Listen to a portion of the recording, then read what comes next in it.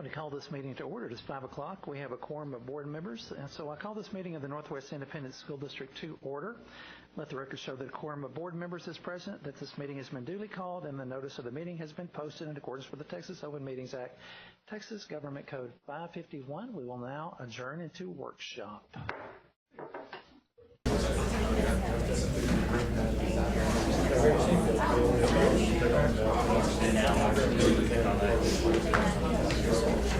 Okay, everybody. Appreciate everybody showing up today for the workshop. I know this is going to be an exciting day for all of us. So it's going to be a variety of topics we talk about. Of course, they're all connected back to the finance. So, Dr. Warren, why don't you get started? All right. We thought this was a good idea just to go get and make available everyone in a little bit more of an intimate setting. Just to talk again about staffing, talk about our budget.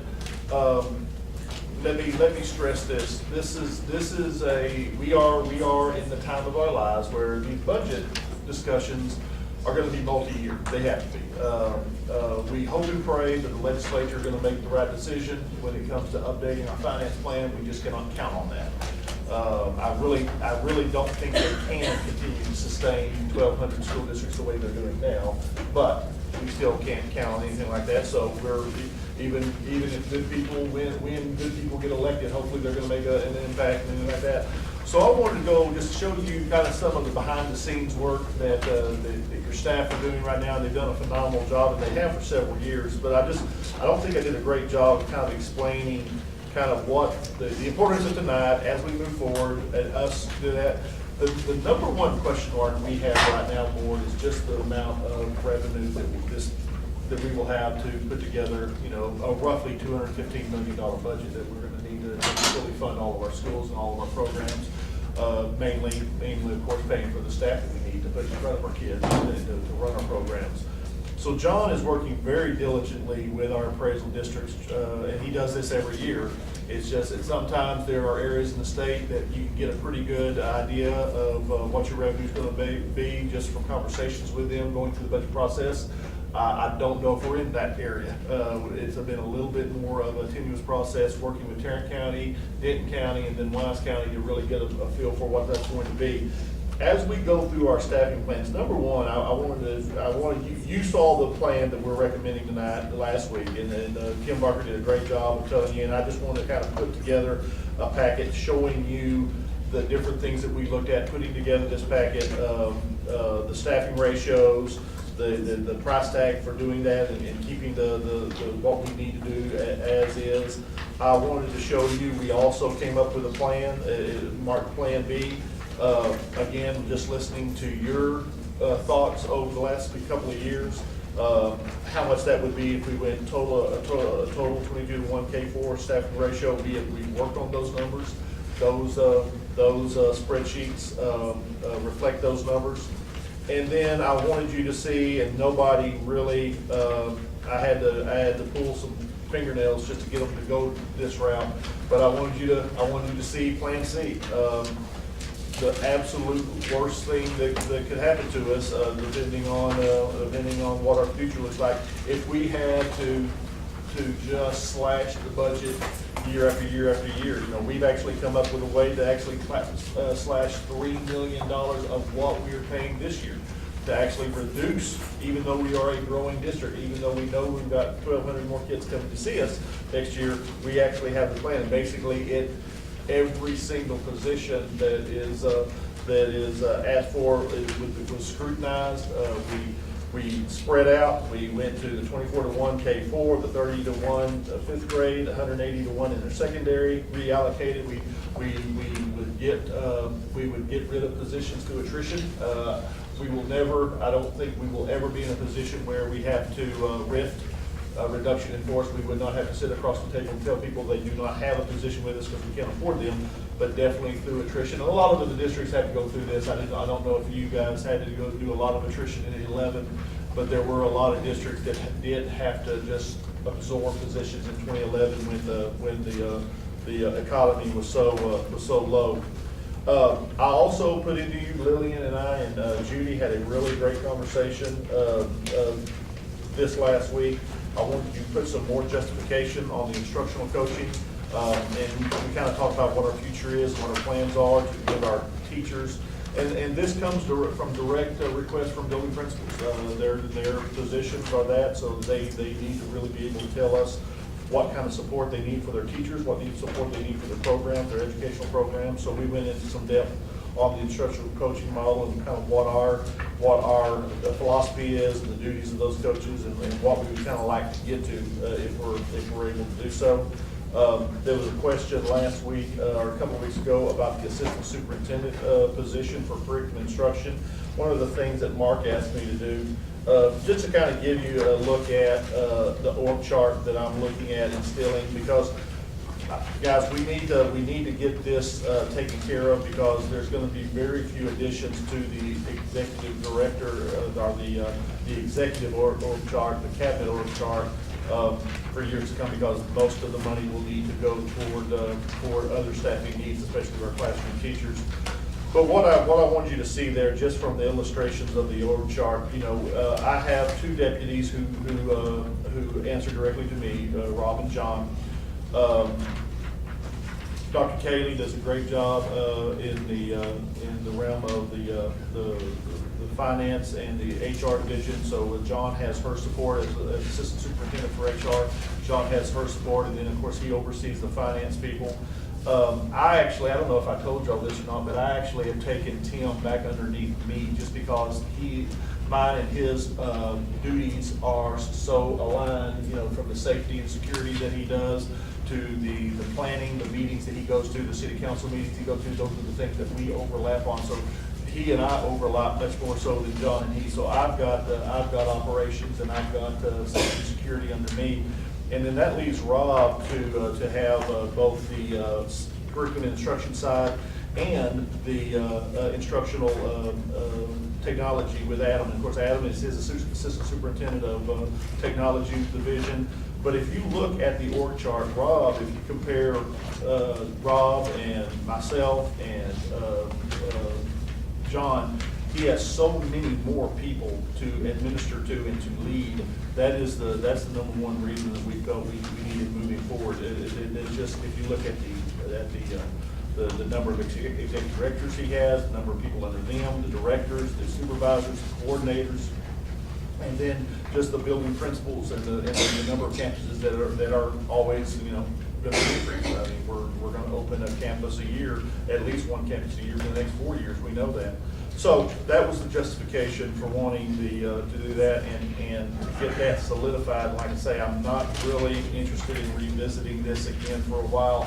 We need to get this team in place, because I don't think it would be prudent to add a lot of more things at the central office level, except sheer support positions for campuses. And so that was the rationale for that. So, that's the information that I wanted you to have within this. I wanted you to be able to ask any more questions that a lot of things are going to go in the meeting. We know this is going to be a big meeting for us. We got a lot of issues on the agenda that we're going to be talking about. So I just wanted to give you an opportunity to ask any more questions. If you need more data as we move forward, just having this kind of informal talk as we move forward with the budget process. I'll mention something right off the bat that I wanted to be sure that all the board members are on the same page. As we boss this man right here. So we set goals and objectives for him every year. And it's so easy. We have so many educators on the board. It's so easy to come in and say, hey, this is what I had at the classroom level. I think it'd be nice if we implement that.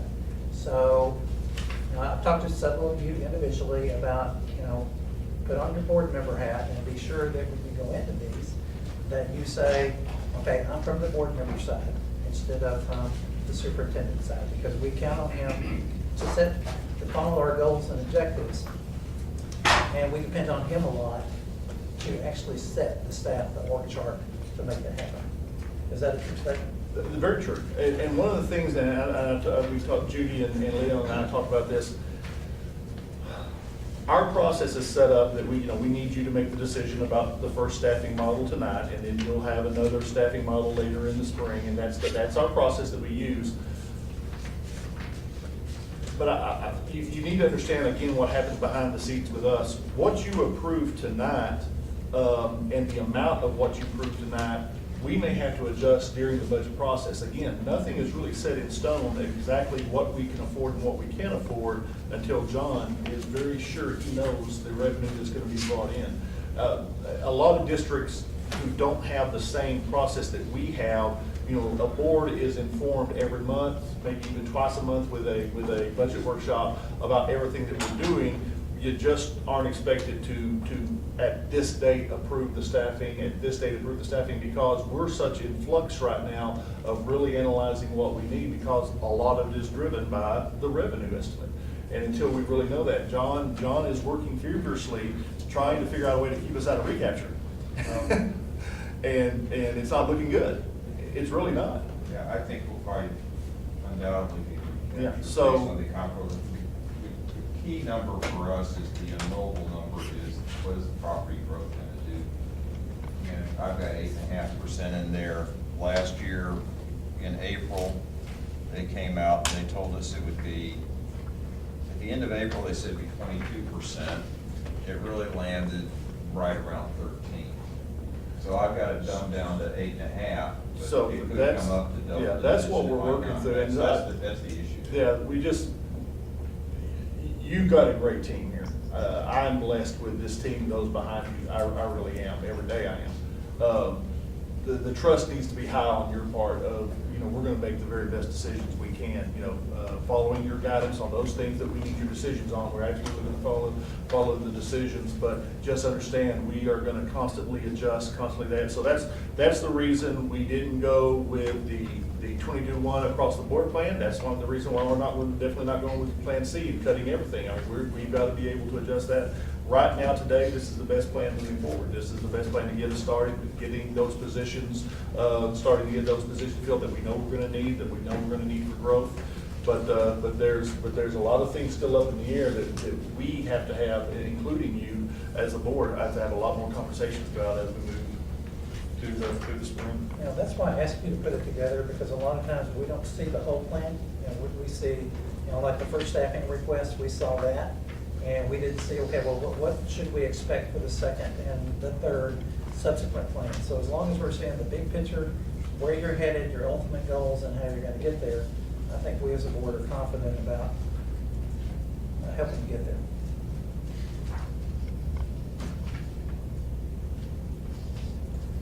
Questions? Is this the current org chart? Correct. And this is what you're looking at? Well, no, that's just part of it. That's just, yeah, that's who that person would oversee for Rob. Okay, but we're looking to add this position?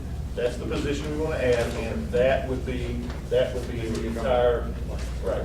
And it should be, Steve, the C&I division should be the most populated org chart that you have in a district this size, and it absolutely is. That's why Rob needs help, because he's got so much now he himself as deputy superintendent have all these people plus assisting Adam with what Adam does on the technology side.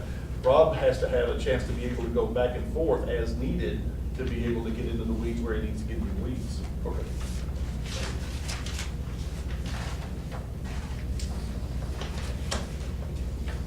One question I have tonight, what are we approving? A, B, or C, or what? Plan A is what was recommended to you, and Plan A is what I'm going to bring to you for recommendation, because I believe that is the best place to start our goal of staffing our campuses appropriately for the growth that we will see. And then it also gives us a way to improvise and adjust if John starts coming to us with the absolute worst news on revenue. That would give us a chance to come back and say, you know what, we are going to have to readjust. But it gives us right now, it gives us a really good plan moving forward. As we started this conversation last spring of just the cuts that we were having to make, the percentage cuts across the board, campuses to programs. That's all part of this conversation that we're going to have for the next several years. And if I remember, I came in towards the end of this process last time. Right. And it was all whirlwind of information, but this is the final, this is just to kind of get the ball rolling. This is the beginning. Okay. This is really, we're still toward the beginning of the process as we move toward adoption. We adopt at the end of June. you'll be brought a full budget based on all the work we do, all the work you do. At the end of June, we'll have a hearing on it. You'll be asked to adopt in June, and then we'll work on getting everything outlined in July, and then through the month of August, we start bringing information about the appropriate tax rate to fund this. And of course, the big question there is a TRE. Are we going to be so, if you look at the 5-year plan that John is going to, the forecast that John is going to continue to refine throughout the spring, we've got to see. I'm not using really even the word if anymore. It's just when will be appropriate. Will it be this year? Will it be next year? To be able to do that, to fund what we need to fund. Okay. Just to reacquaint you, in February meeting, it's on the agendas, or we can send it to you again, but the budget calendar is in there. I'll walk you back through the process, because I know it's a bit of a whirlwind, but we did approve the budget calendar at the February meeting, and it's on the list of agendas, so I'll be happy to send it to you again if you need it. I'm gonna go back and look. I was just more curious about the staffing itself. Because the second staffing request is on the calendar for being done in May. Okay. This is all for campus. And so these plan B and C is just more of an FYI. Yes, I just wanted to show you the amount of work it goes into trying to figure out where we are in the world and how much discussions we have just in staffing to try to serve our kids the best. And I just want to make sure y'all knew that all that work has gone on and is going to continue to go on. But just for clarification, because my understanding from the last meeting was that if we approve this first staffing, we're doing so that you can go after the best candidates. Correct. We can't necessarily go back. Well, true, but everything is going to be staged in, the first people we want to get in play are classroom teachers. Those are the candidates that we want to be in place. So we'll be able to get the Rob, Kim, and the whole crew will be able to first start recruiting the teachers. Kim starts job fairs. Thursday. Thank you, Thursday, Kim. So that's the reason that we need to do that. But we really, once that is approved, then it's pretty much going forward. Pretty much, unless there's something that happens, like that. So just because of Steve's question, it isn't really that flexible. I mean, once we approve this staffing. Rob, what were you going to say? Well, give an example of that, if this helps, but for instance, I think in the staffing rate shows that we're asking to approve, there's an example where we might be ready to have a third counselor and a third assistant principal at the middle school. We have discussed the idea of hiring the second one, especially let Cynthia get her second one in place so they have a team, but we may wait a little longer to make sure that we need that third one, both number-wise, and we have to. And that's all I'm just That's trying to what- get. That's what I was, clarification. And there's several some other of these examples we like may, that. we may, That's what we're yeah, talking some about. of the positions we may need to hold closer to the vest, waiting to see what our But I just situation, needed what our some full clarity, because situation. I think the idea was that we wanted to be able to secure the top people. Correct. So once we've approved this, then those funds have been approved. Correct. Yes. What about the coaches? I know the 8 coaches are an addition. Is that something we'll hold off and be sure we have the funds? Or is that something you'll go ahead and hire quickly? That's one of the tricky ones. If you remember in years past, we've usually brought coaches and support people in our second request. And in discussions with Dr. Warren and with the campus principals and the CI, one of the things was they don't want, generally speaking, that's going to be one of our best classroom teachers. And they don't want to be left with that hole in June.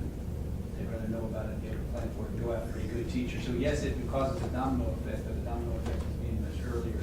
Hopefully we can fulfill that. If I that's just the would hate case. to hire coaches and then later find out we can't afford them, we have to put them back in the classroom.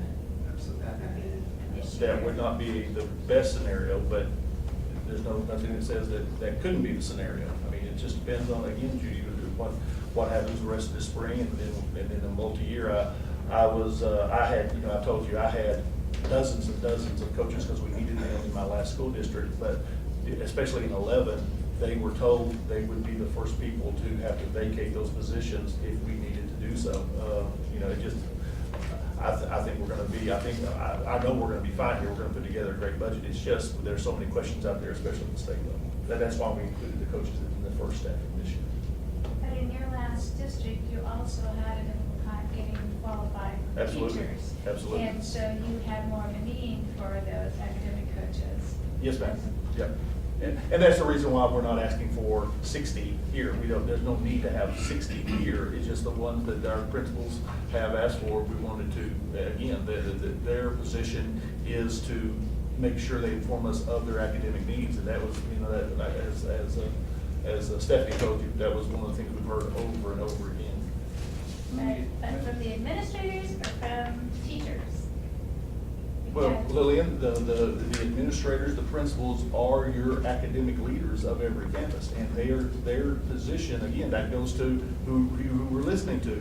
Your academic leaders are telling us this is the way we need to set up our budget, and we've got to support that.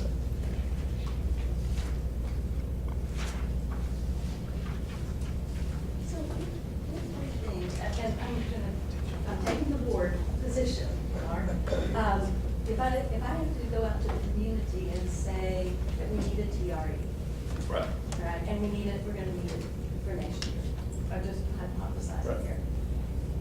I'm gonna guess that the members of the community, maybe those that are retired, or my age, would prefer Plan C to start with than Plan A. And I understand why you want Plan A and not C, but I'm just, from a perspective of, we're gonna have to have a tax referendum, have we done what is most economical?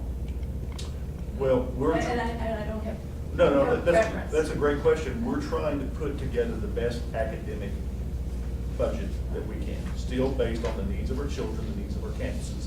We feel staffing A does that, and still gives us some flexibility for the future to see where we're gonna be led to.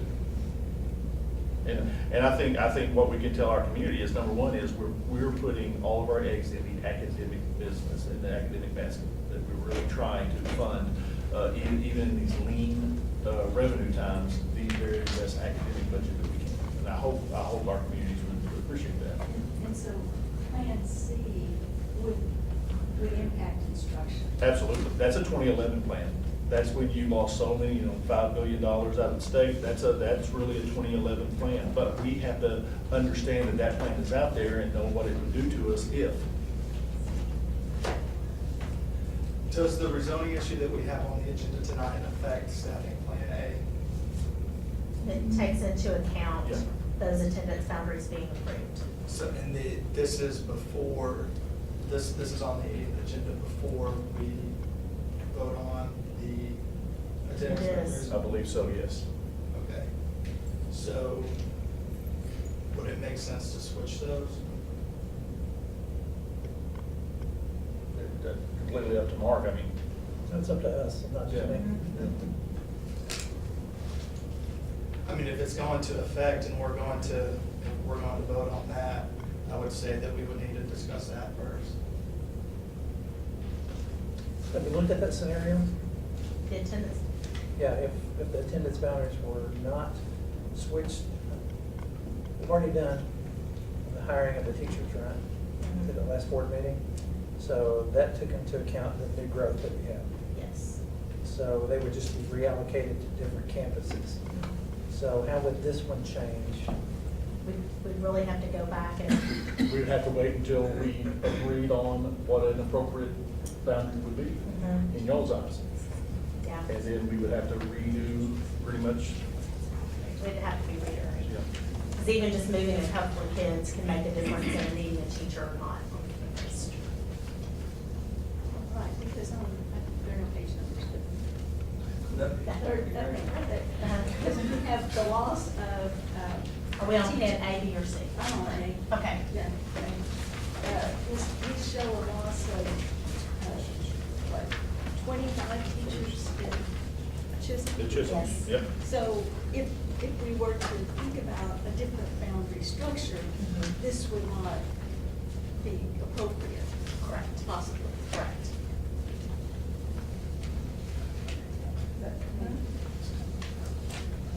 It probably would still come out. 25 teachers are either. They'd gonna go be a somewhere, business they'll or be a somewhere. successful. Yeah. It may not be So that. 100, so. You're so gonna affect, it's not- you're gonna not affect the total, but you affect, well, let me back up. You would affect the total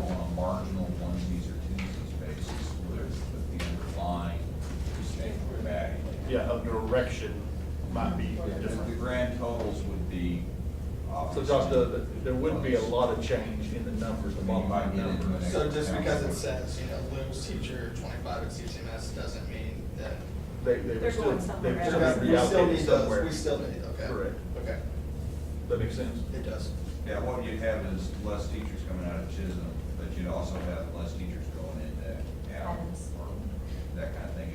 And probably the most likely outcome would be you might have one extra teacher here, one less teacher there, and possibly some more, one less counselor here or there. depending on how well- Just with growth numbers. So it's not gonna be exact, but it would be Okay. approximate. Thank you. And they would just basically go, and really, when you think about it, they go through everything class by class, and then we start school and we go through everything class by class again. So I can guarantee you, whatever we're doing today isn't how it's gonna be in September, but that is why we have the 10 contingency positions to cover what actually transpires. Because Brenda and Kim are good, but not psychic. Come on.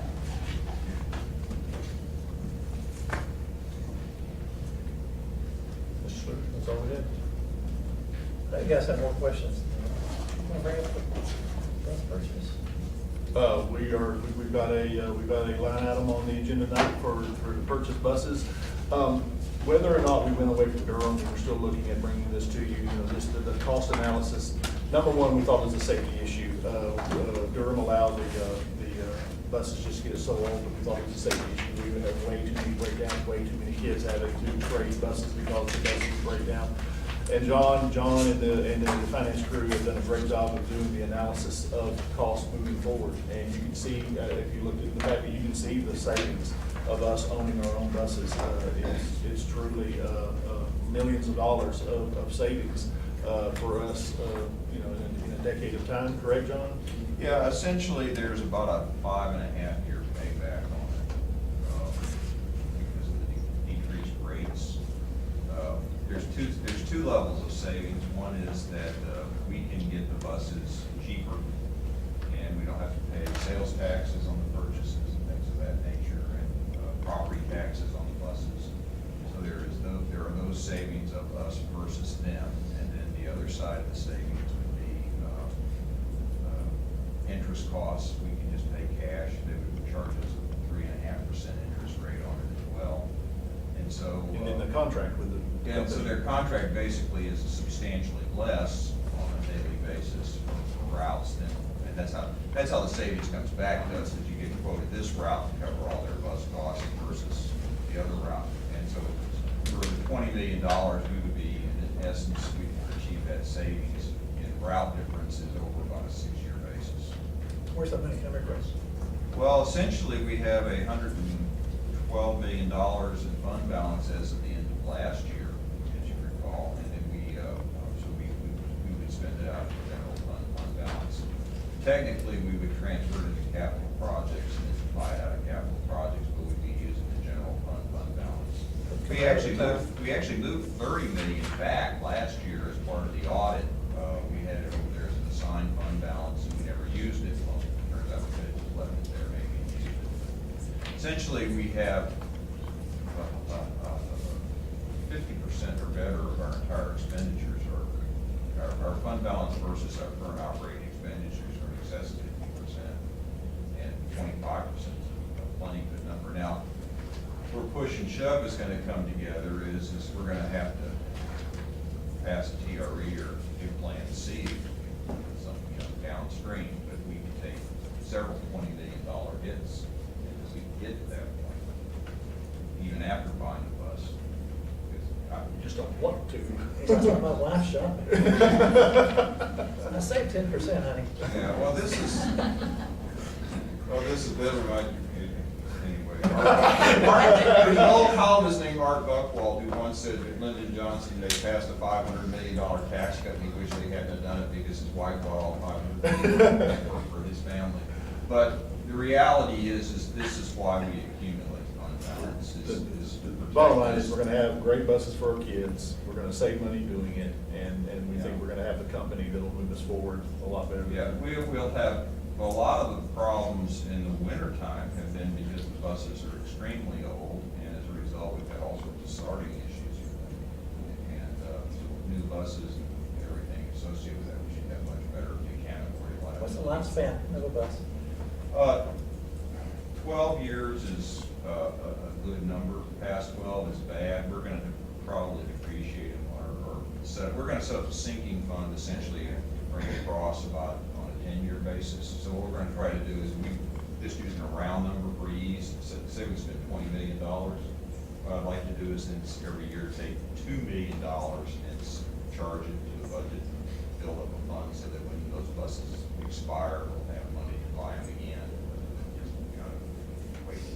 That's what I was wondering, because it seems like when you're operating equipment, you want about a third of it to roll, and then another third, and another Yeah, third. that's gonna cause us a problem in this one case, if we're Right. making a massive upfront purchase. That's what Now, I we'll be- was- But we'll be buying 10 to 20 buses a year in the future, but we'll set up what you call a sinking fund, where we'll do a charge to the general fund and set up some money in the capital projects fund every year, so that in the end of 10 years, we'll have, in essence, depreciated out or accumulated the money to buy the Just next don't round. really keep that. You don't want all of it to go away at the same time. It's No, expensive. and that's, yeah. So the contract that we approved last month, Correct. will that change in terms of amount?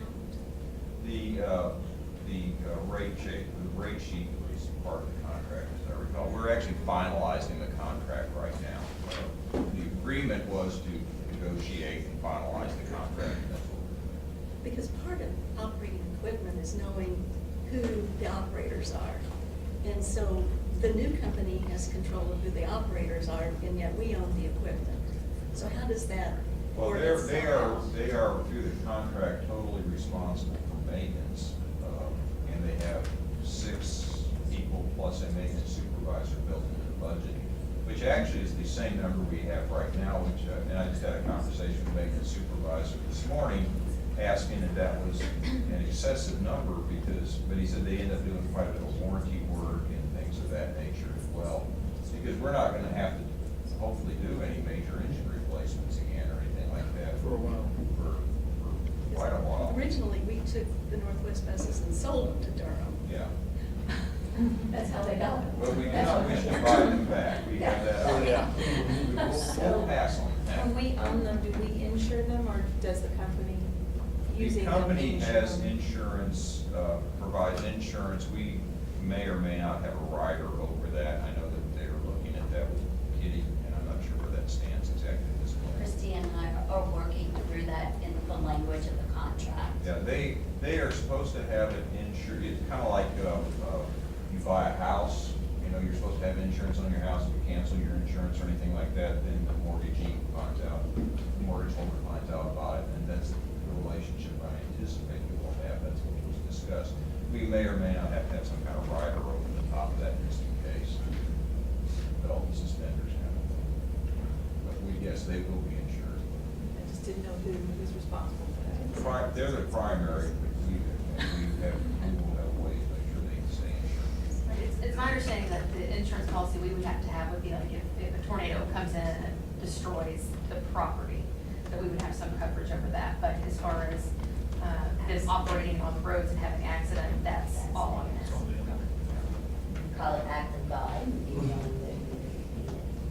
So if we don't have the contract yet, I mean, it seems like we want to know what's going to be a part of that contract before we actually purchase. Well, But is there a reason to approve the purchase of Yes, buses to now? make sure that we actually have them on July the 1st when the contract expires with Durham. We need to have buses on hand. But the company that we hired would have buses. No, they actually don't. They have to buy the buses. They have DART. They don't have buses. They don't have school buses. They have DART buses. So we really need it. And talking to Bluebird, they would start delivering in mid-May through the summer, about 25 buses a week.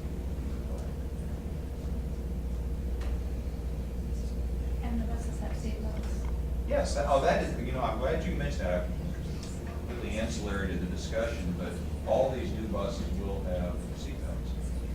And so that's a significant safety improvement as well.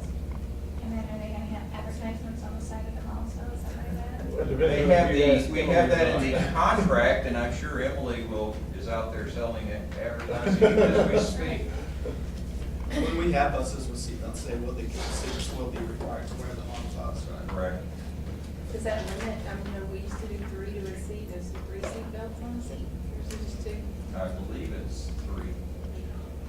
Yeah, it's gonna be tough with instruments, athletic bags, and school bags. Yeah, that always is a challenge on the summer, especially with all the stuff that the kids carry. A number of them, though, are going to actually have Overhead racks. Okay, I was gonna ask, is there? There should be some overhead racks and things like that. Buy several racks. Very good. And so who determines who the buses are purchased through? Is that something you've already We did, negotiated? we got 3 quotes through the buy board. And we standardized the engines and the transmissions, and then we got through the buy board, got quotes from, I'm forgetting the 3 were out. We landed on Bluebird, so I remember that one. I think it's in the agenda item actually. Let me look and see. So it's something that we learned about the purchasing, maybe? Yeah, we got 3 quotes, but I don't see the, let's see, no, I don't see the listing. I think it's on Tuesday. Sorry. Sorry. With the other 2 bidders were, I'm trying to see. I just remember we awarded it. I was just curious. So John, if we're not gonna purchase any buses from Durham, that kind of does away with my prison bus ride passage for the middle school. So can we at least paint a bus To look like a prison bus. Because every middle school kid has to drive a prison bus. We'll see what we can do, Mr. Sproles. We will. What's your background, Steve? Right, this one. Well, actually, on the flip side, one of the things we did in the bus negotiations was the athletic department thought they were going to get 10 raft buses for about $1 million. Yeah, no. So we're not all the way down to prison buses, but we're kind of in the middle. Maybe we can get one raft to look like a prison. Yeah, that's all, man. Just gotta make it look like one. How about that white one? Yeah. Any other questions, board members? Everybody good? Your staff good? Stuff good? Okay. All right. Appreciate the workshop. Everybody who's supposed to be in closed session, let's go into our regular room.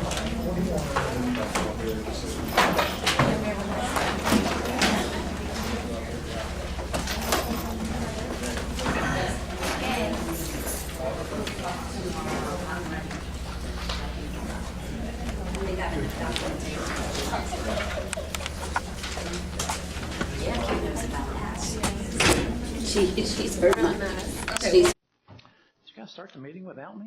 So quiet here today. The first thing on our agenda, we've been in a budget workshop, we've been in closed session, and now we're back in open session. First thing on the agenda for us to consider tonight is the public hearing. So Dr. Warren? Board, we heard a presentation last board meeting. Ms. Hobbs did an outstanding job of explaining the possible donation of the drop school property to you. The information is in your packet. Mrs. Hobbs, anything to add to that presentation before we start the hearing? So to comply with the Texas Education Code, for a board to legally consider the donation of any property, you must first conduct a public hearing. So Mr. Schluter, what you'll need to do is to call the meeting to order, ask if there's any questions or comments by board members, and then if there are any questions or comments by by any members of our audience, and then after taking those, you can close the hearing. Well, I thought I did that already, but I'll formally call the public hearing to order then. Board members, do you have any questions? And we heard a good presentation last week about this. It's a very worthwhile cause. And I'm also going to open it up to the public to see if you have any things that you want to make public at this point in time. I know we have some of our drop residents in place. Any questions or comments? It's your time for fame and fortune. Or maybe just fame? Okay. Seeing none, we will go ahead and close the public hearing. We'll move down to item number 7. It says reconvene our regular meeting. And if you would please rise for the invocation and pledge. Dr. Warren. All right, folks. Glad to see everybody. Thank you for coming out. Thank you definitely for our students coming out tonight. If you feel comfortable doing so, please pray with me. Our dear Heavenly Father, Lord, we thank you for today. We thank you for just this opportunity to be part of our school district and to come here and talk about our kids and just do the very best that we can for them. Lord, we ask you especially to be with all of us tonight. We're having questions, Lord, tonight, both in Northwest, in our state, in our nation, and just give us the guidance and the wisdom just to make sure that we are keeping our children as safe as we possibly can. Just guide us in that, please, Lord. We ask that you be with our board members tonight. We ask that you be with our school leaders, our district leaders, our parents, our community members here. Just let us have a fantastic meeting and see us all safely home. Above all thing else, Lord, just please provide your love, your guidance, your wisdom, and your protection to our children. It's in your name we pray. Amen. Thank you. All right, folks, we have 2 special guests tonight. Lucas, where are you? Wave to everybody. Guys, this is Lucas Looney. Hi, Lucas. Hi. Good to see you. Lucas is a student, a 4th grader at Seven Hills Elementary School. And we have Bergen Smith. Wave to everybody, Bergen. Bergen is a 5th grader at Seven Hills Elementary School. So let's see. Lucas, parents' name, Ty and Kara. Kara, are you back there? Hi, Kara. Is Ty here? Gotcha. Here's about Lucas. Lucas, what is your favorite subject? You remember what you said? Yes, science. Science, good job. He tries to learn as much as he can about all things science. He participates in all things science. He loves studying about supercells and thunderstorms.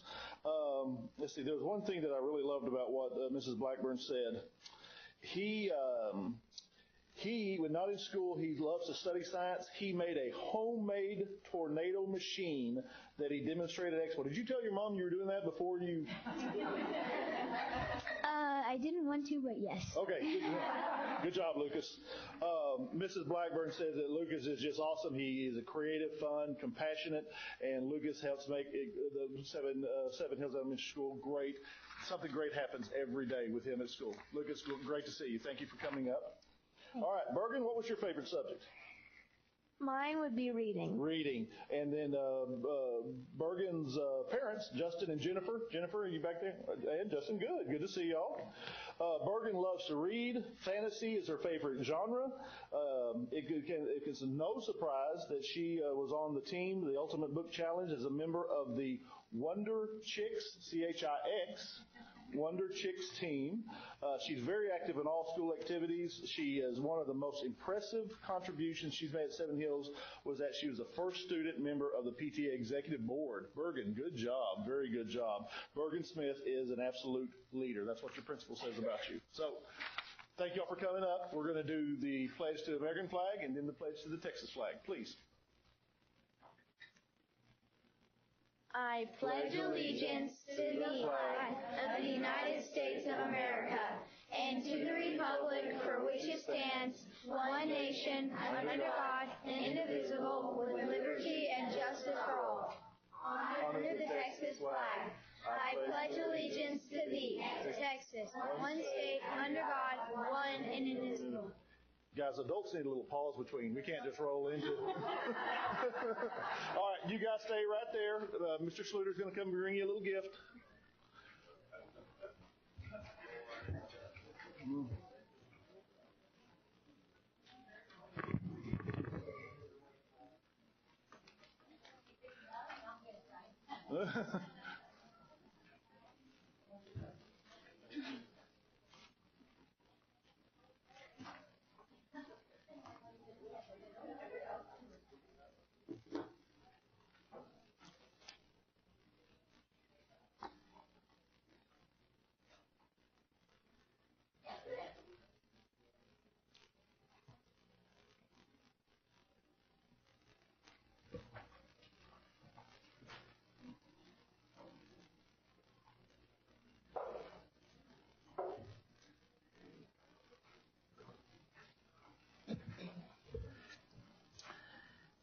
moving down to item number 9, recognitions. Dr. Warren. Mrs. Conklin, we've got a lot of great recognitions tonight. Yes, we have a big group tonight. If you guys could join us at the front, Dr. Schluter, President Schluter. Wow. And Dr. Warren.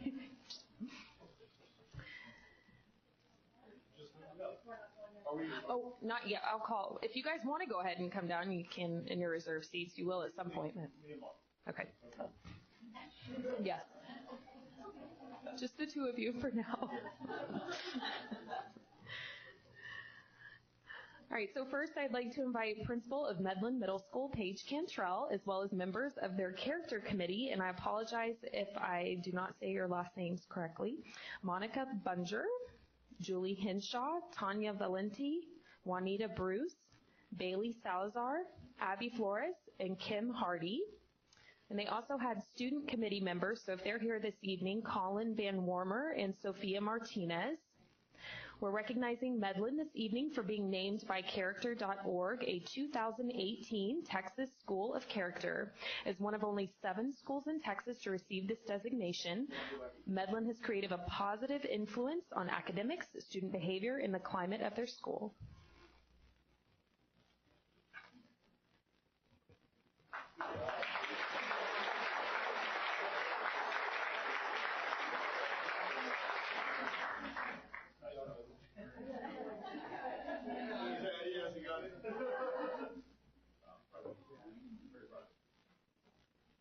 Okay, next I'd like to ask our human resources staff to come to the front to help us recognize our next group.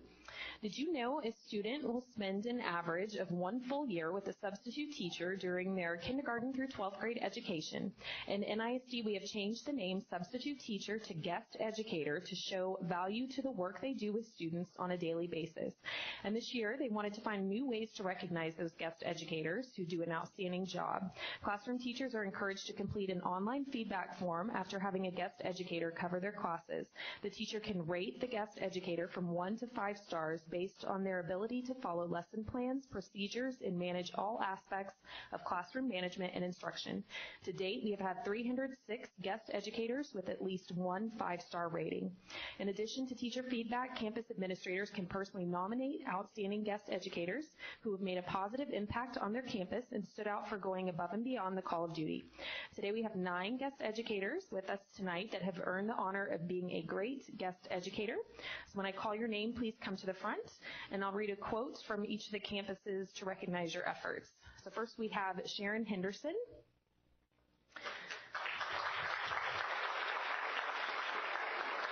And Granger Elementary says that she did an amazing job in her class and even emailed last night to give some information that she needed. She's always willing to help us and is professional and has great classroom management skills. Next we have Shara Smith.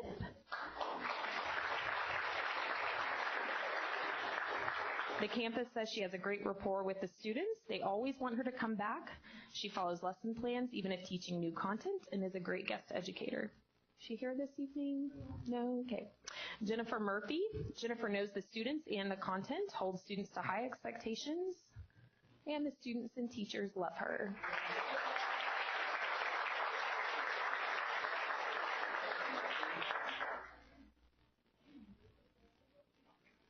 Marilyn Wood Brewster. We've received a fantastic review regarding Miss Wood Brewster.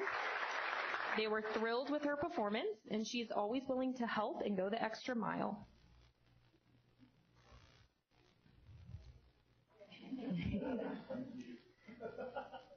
Next we have Claire Elcory.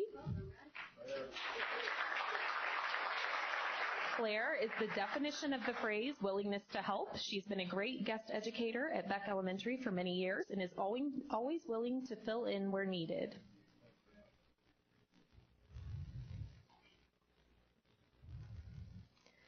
And next we have Tyler Whitfield, and I believe his mother is here, Melissa, on his behalf, as I think he was gone out to the Navy. Is that right? Oh. Is she here this evening, Melissa? Maybe? Okay.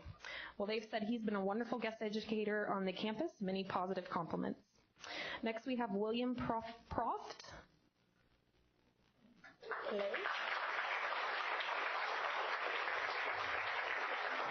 Mr. Proft has been an excellent asset to our staff a couple of times this year already. He's got great classroom management skills and is able to help students complete lessons left for them.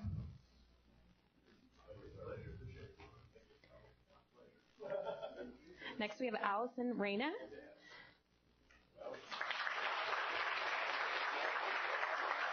She exhibits all the attributes that we look for in a guest educator. She's always on time, flexible, and positive when interacting with staff and students. And last but not least, we have Deanna Roskoff, who was not able to attend this evening.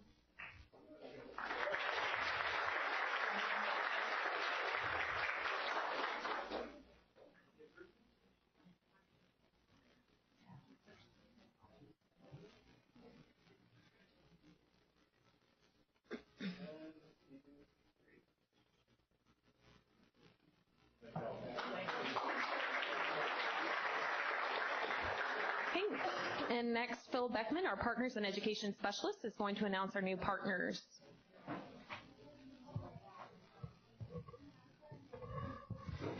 Thank you, Ms. Conklin. At this time, I'd like to ask Roanoke Elementary School Principal Christy King to join everyone up front, please.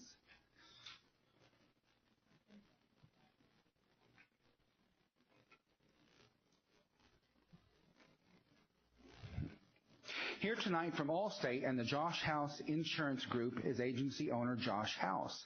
He is a parent at Roanoke Elementary School and is becoming an adoptive school partner.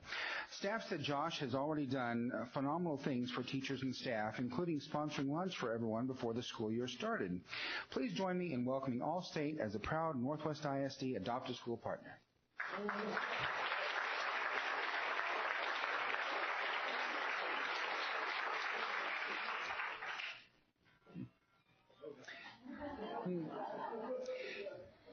At this time, I'd like to ask Nance and Schluter Elementary School Principals Penny Bowles and Amy Howell to join everyone up front.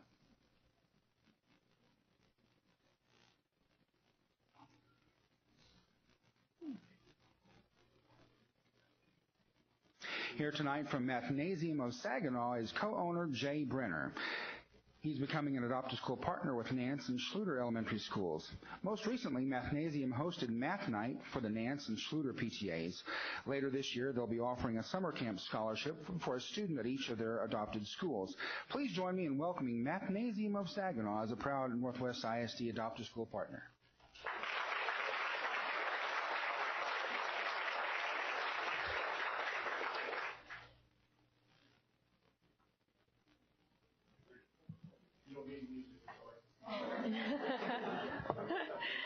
All right, at this time, school board members, if you want to join us at the floor in your reserved seats. We have an excited group sitting to my right. We have students from Beck Elementary School performing a part of their spring musical, Willy Wonka, and they are directed by both Beck Elementary music teachers, Mr. Roel Garza and Ms. Jessica O'Brien. More than 120 students auditioned and 40 students in grades 1st through 5th were cast a part.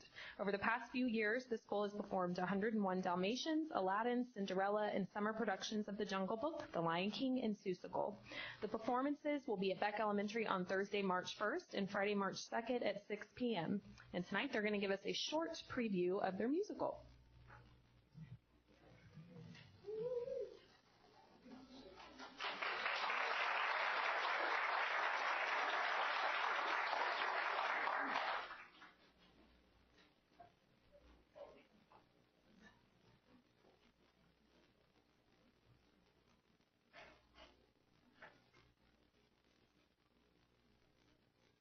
Beep, beep.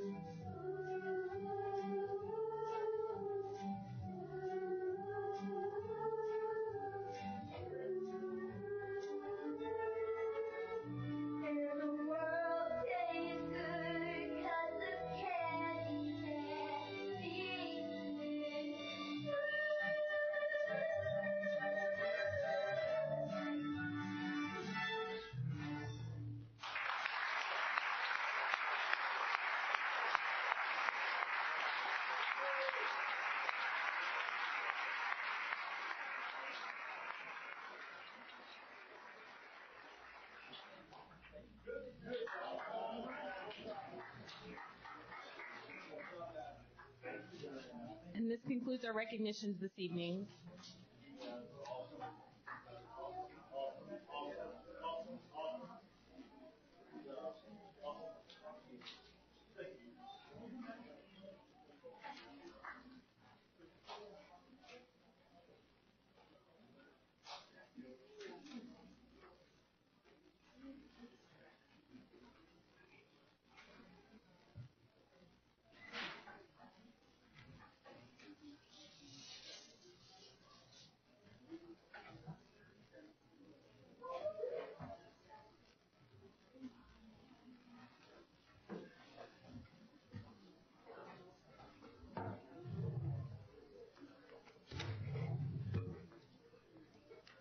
That's the way to start the meeting. We'll see.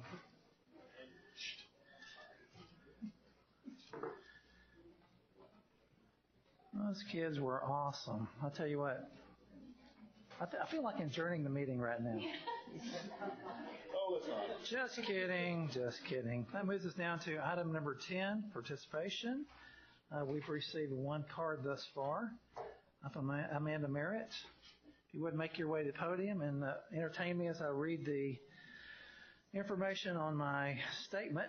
Public participation is an opportunity for the public to address the board on any matter, whether or not it's on the agenda. The board may place reasonable restraints on the number, length, and frequency of presentation so long as it does not unfairly discriminate among speakers based on their viewpoint. 30 minutes are allotted for public participation. People who wish to speak must sign up and complete a request to speak card form before the meeting begins. Each presentation is limited to 3 minutes. Groups of 5 or more people shall appoint one person to speak for the group, and speakers should refrain from mentioning by name an employee or student about whom they are complaining. So forgive me for this. If you would, please state your name and address for the record. My name is Amanda Merritt, and I live at 212 West Aurora Vista Trail.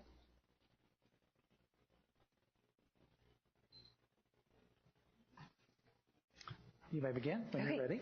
First, I just wanted to thank you for the opportunity to talk this evening. I know all of us are really grateful to be in a district that's willing to listen to parent concerns. Tonight, I'm representing a group of Seven Hills parents and a group of current and future Chisholm Trail parents to request that the voting regarding the recommended zoning boundaries for Adams Middle School be postponed. We do want to thank Mr. McClure and the committee because they put in so much time and effort into this recommendation and into the proposal that they put together. And when Kara and I came to the town hall meeting last week, we came with some concerns and we came seeking answers for those concerns, but we left with more concerns and very few answers for them. So we spent the last 6 days talking to anyone available to seek clarification, and we've come up empty. As Dr. Warren and others here can attest, we are both active members of our schools, our communities, our PTAs, and the district itself. If we can't find solutions to our concerns, how can our less connected parents? What started as parental concern has then been elevated to community concern. What does this long white line here really mean for our population of parents who already feel overlooked, unheard, and underrepresented by our district? During my research, I turned to the recently released school report cards to gain some insight on each school involved in this transition. The current CTMS report shows a 26.5% economically disadvantaged population. Seven Hills and Prairie View are at 46.1% and 49.4% respectively. Nance sits at 18.3% and Schluter 11.1%. By these numbers, and under the current proposal, the population at Chisholm will be halved and the percent of economically disadvantaged students doubled. We as a community are prepared to do everything we can to ensure these students succeed. Really, we already do. We have private groups, churches, individuals who are providing food and shoes and transportation and basic needs to our many families who truly are not able to provide that. In fact, there are some families who aren't here tonight because they don't know about meetings, because they do not have access to email, Facebook, or technology. We truly believe it takes a village to raise successful adults. The decisions we make for Chisholm Trail right now will echo for years to come, and for some of these families, it will be an entire generation impacted. By leaving a single middle school at half capacity while the others are nearly overflowing, our amazing community is set up for an overall feeling of abandonment and bitterness. Thankfully, we are a part of a district that chooses to fight for the success of every single student. We have leadership that strives for unity and transparency.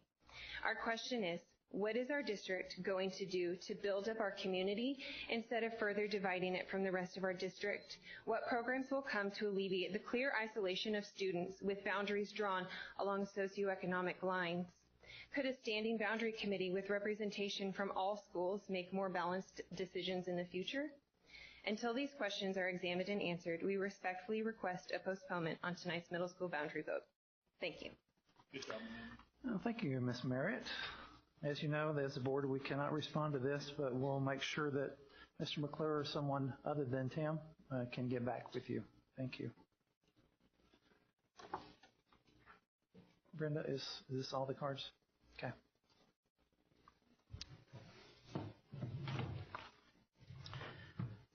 Appreciate the information and the feedback, Ms. Merritt. We will move to item number 11, which is consent agenda. Board members? Mr. President, Ms. Kopp? I move to approve the consent agenda as submitted. Second. A motion has been made by Ms. Kopp, seconded by Dr. Roush. All those in favor? Motion carries 6-0. Got you, Josh.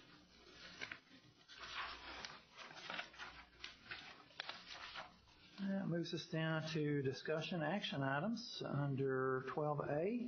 First one is staffing for the 2018-2019 school year. This is the first request. Dr. Warren? Mr. Kluger, can we drop down to? Yes. Oh, yes, I'm sorry. And could we do B and C?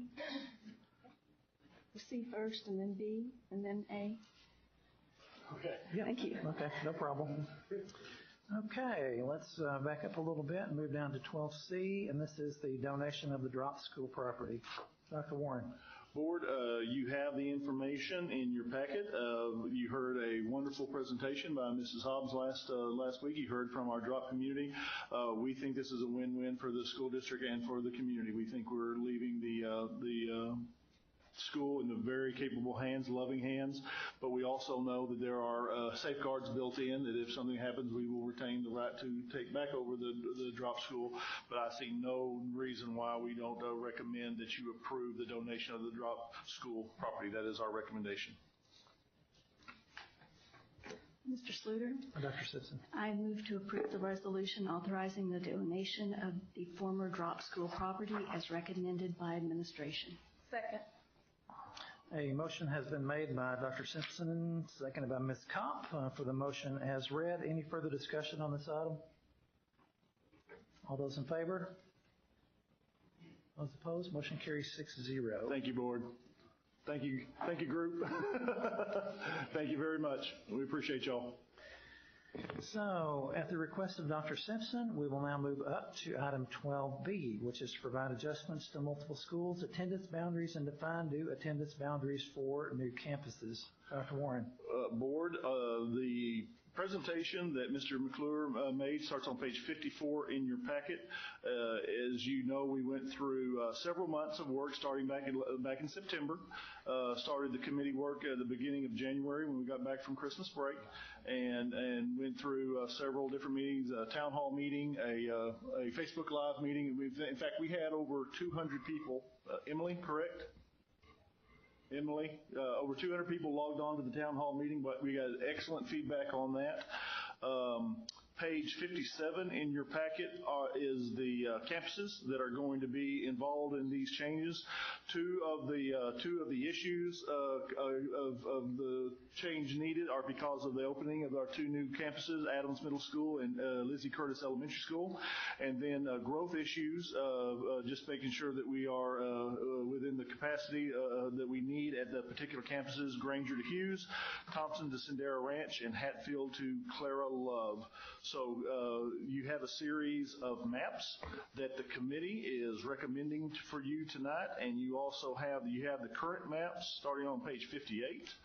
You go through that, and Tim did a really good job of giving you the forecast for the enrollments in those after those line changes have been made. And so I can't say enough about the committee. They did a lot of work, a lot of hard work. These are never easy decisions to make.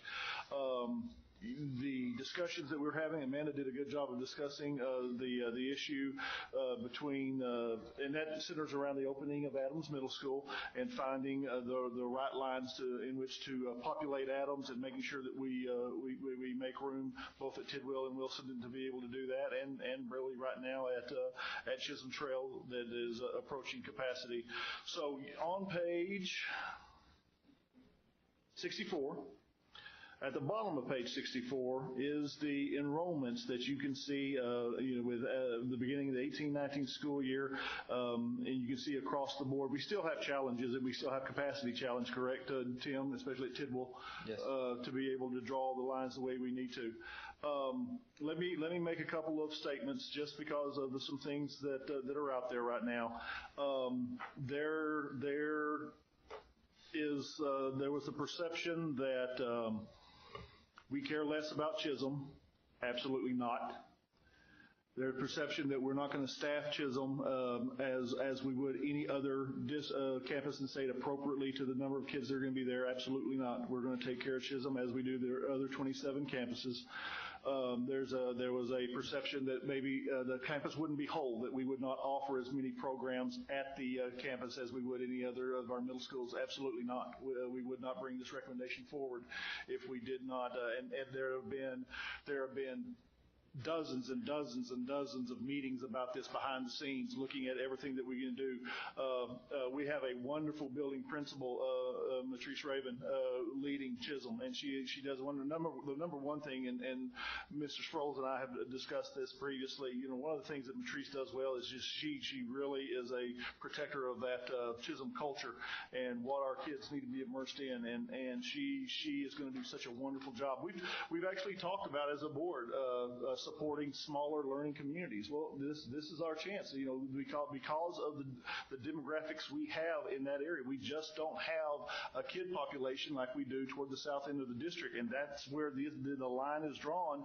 And to be able to populate Adams and the schools, Chisholm is going to be reduced to just under 500 kids. But I am excited academically. I think academically we can do things at Chisholm using that smaller school model that I think the kids are going to be fantastic. I think parents are going to love what we're going to do academically.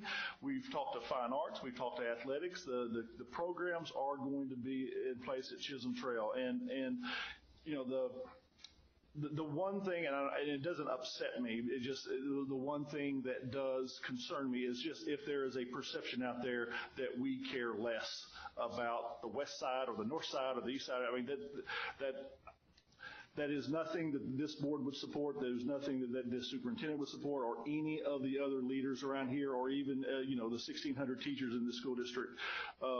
We do put out there to the world that we care about and we love all kids and that kids come first.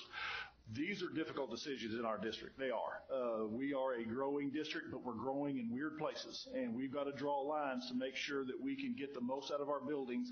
And there are times that they do have those effects on other campuses. Having said that, this is a plan that has been so well thought out and communicated, and I'm very pleased with what the committee has done. And so I am going to recommend this plan to you in full, including the Chisholm numbers and the boundaries that separate Chisholm and Adams and Tidwell and Wilson, because I think from a committee standpoint and board, that's the way we like to do business, is we bring in stakeholders and we allow them to make a lot of the decisions to make sure that we're doing that. We take parent involvement. We made decisions between one committee meeting to the next just because of parent needs and parent involvement. And so I think it was a great process to be able to do that. So Tim is here to answer any of your questions. Rob is here to answer any of your questions. Matrice is here to answer any of your questions about the future of Chisholm, because we truly think it is a bright one under this plan, and it's going to have the full support of NISD behind it. And you can think of a lot of schools who have 500 student middle schools and a lot of successful 500 student middle schools, but a lot of them don't have the full force of a district the size of NISD behind it, and that's what Chisholm is going to have, because we're going to make sure that they have the assets in place, both the personnel and the programs in place to give the kids every chance to be successful. I'll start off the questioning, Tim. What Ms. Merritt was talking about, I think, is on page 66. Is there any way that you can pull that up? My pages aren't numbered the same as yours, so Okay, just have this to tell me is when I get the there. Leo Adams boundary consideration. Page 13 of yours. Is that one? Yes. You know, we're talking about in 2 years, the 2019-2020, is that Adams is starting to be full. Could you address what our plans are for that? Yeah, we've talked about this at length. The one thing, a couple things to know about Adams is it's designed to be a 1,200 school capacity. That's where we want our middle schools to be. Adams is actually 20,000 square feet larger than Tidwell and 15,000 square feet larger than Wilson. Me and Dr. Ferris sat down and we actually did a student in-seat count across the entire campus to see what is the true capacity of that campus, and it's actually 1,325. We can fill every desk in every classroom, and Adams can hold 1,325. So that pushes us to an area where in 2020 it is a little bit over. 2021 certainly have a little bit more capacity there. We felt like it was the better school to run over, given the amount of square footage and extra space it has with collaboration. That 1,325 number is not taken into account. That's not saying students are going to learn in a collaboration area. I'm just saying in general there's a lot more space there because of the collaboration spaces. And then, and so knowing that and knowing that about 85% of the population in that area that's causing this, this desire to try to figure out how to fix that problem, it starts at Adams and moves south. Basically, it's the area that I've kind of drew a circle of. Let's see, right there. You can see the edge of that circle is right where Adams is. You can see the star that's there. So 85% of the population that would enter Adams sits in that area right there. So the reality of the scenario is the southern tip of our district is growing so fast and is producing such high yields that not only does it impact this campus, but it also doesn't provide just a tremendous amount of relief to Tidwell and Wilson long term. So we know in probably 2023 at the latest, maybe 2022 at the earliest, that area in the south is going to need another middle school to relieve all three of those campuses. So that's why we have purchased and brought before you in the last year and a half 2 land purchases that both would satisfy those needs. That actually long-term build out will need 2 middle schools in that area, addition to what Adams is, which is why we have the site at Haslett and the site at the GLO land off of 170 and 35. So that kind of tells you like where we are. So I imagine that in 2022, 2023 at the latest, you're seeing another boundary in front of you that readjusts these 3 campuses because we have a 7th middle school that will be opening. Now, of course, that means bond election. That means a lot of variables that come into play before then. But that's my window there based on the numbers that we're seeing in that area is only about 4 to 5 years. I have a question about the Chisholm Trail numbers. Does that include the developments that are possibly going to come about off of 114? Now that's an interesting scenario because the line of those developments are right at the line between Pike and Chisholm. And so right now they're currently in the Pike numbers. But that would be an adjustment. There's no homes there today. Those are future homes. There's about 6,000 homes between where we sit right now and where you get to the Chisholm boundary line, the Chisholm Pike boundary line. So you could look at an opportunity to, as those homes come on, again, adjust that boundary right there. It's about 6 to 1, half dozen other which way they come there because the line is right there. I don't think you're going to get all 6,000 that way, but you could probably do about half. There's about 5 developments in that area, 2 that are real close to here, just literally as you go west from here, the first 2 available plats of land is about half of those. We're not seeing dirt moved on any of them right now. However, the one furthest west, Alpha Ranch, and I believe, where's Bob? I saw him. Alpha is in your report tonight, I believe. Bob will speak to you a little bit about Alpha Ranch tonight. Alpha Ranch is the one out of the 5 of those along 114 that we're actually seeing has put some stuff in front of the city to start some development. They're not moving dirt today, but they are the only ones right now that we've seen action from a paper trail standpoint. And that would be, I think, the first 2 phases, phase 1 and 2, which I think is 350, 400 homes. And that would be the furthest west point. So to your question, absolutely, there could be some development coming on right there that could eventually, or in the next couple years, start to provide some numbers additionally to the west. In addition to that, there's also the other development that's right there in town of Rome. That is another one we were watching that's about 1,100 homes. That, again, they were wanting to start moving dirt last summer, and we just haven't seen them move yet, but that's another one we're watching very closely. They actually want an elementary school site, and they've talked to us, the developers talked to us about an elementary school site there as well. That literally is behind the Dairy Queen in Rome, so that's another large development that we're watching that could impact these numbers as they come online positively. You're welcome. Mr. McClure, can you speak to the numbers of economically disadvantaged students and how that goes into the process of looking at these boundaries, kind of in response to what the speaker was? Absolutely. I can speak to it that we don't look at any of that. We don't look at academic achievement. We don't look at athletic achievement. We don't look at socioeconomic status. When we look at boundaries, it's a seats in classroom number. We can certainly do analytics on it. We could do that. We don't introduce any of that into the conversation. It's not a part of the process. There's no bias towards any of those factors that we could look at our student populace on. I couldn't tell you today, standing right here, what those numbers are. I'm sure Rob's team can probably go do some investigation for you and bring those reports back, but it is not a part of the process at all to take those into consideration.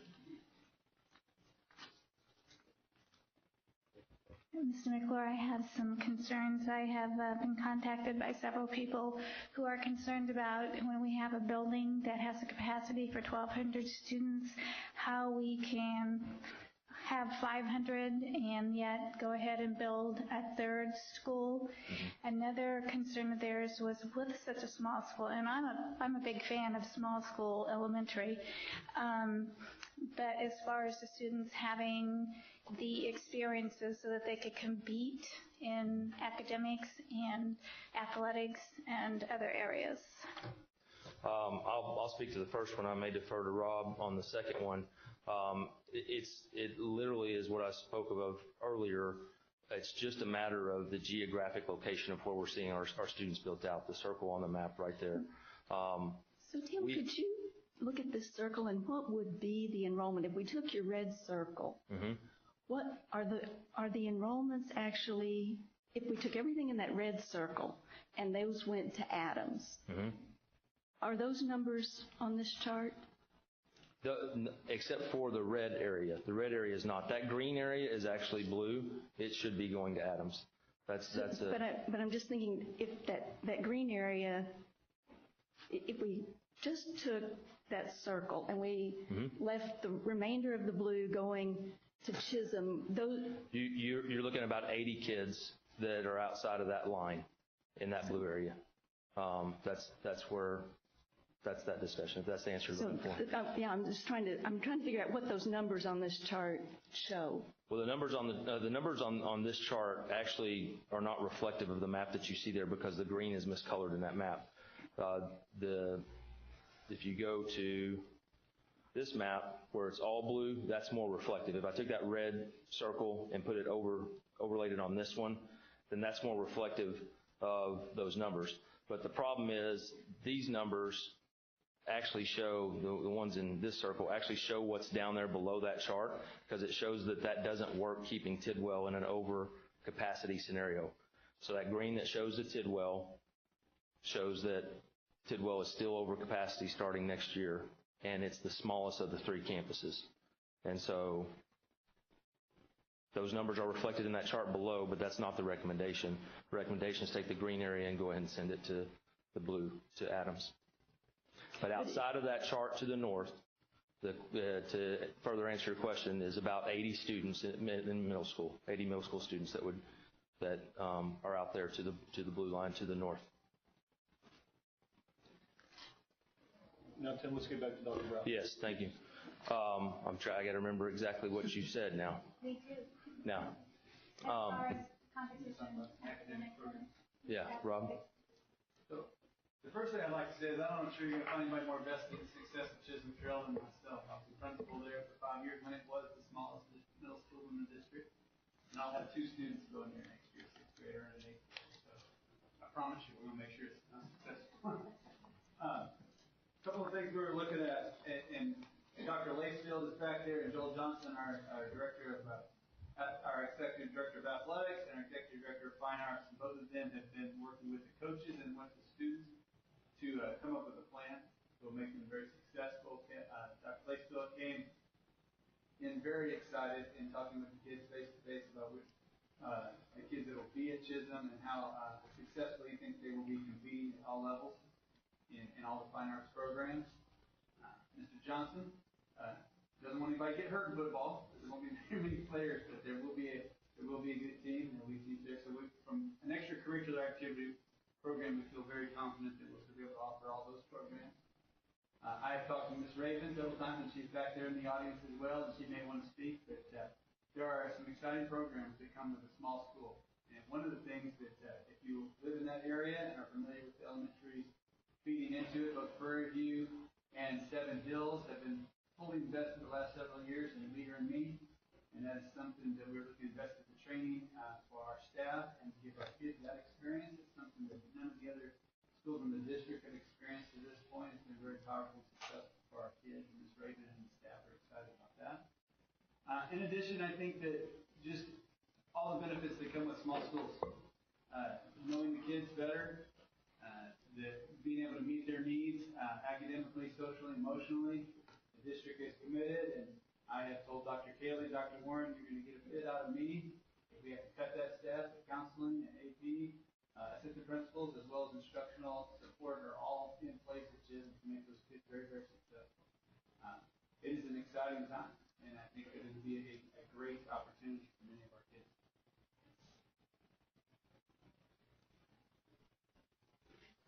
Go ahead, Steve. No.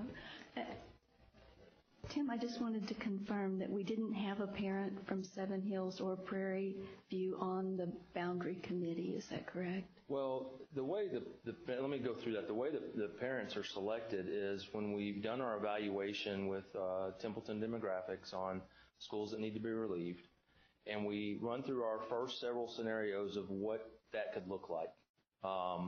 We then, once we feel like we've got that drilled down to the most reasonable, most logical, most cost-effective solution for the district, then we reach out to the principals and we show them, the principals of the affected campuses, the ones that would be leaving, have students departing, and we say, here's the group that's leaving or we anticipate would be leaving that we want to talk about, and we'd like for you to reach out and get parents from that section that's going to be moving.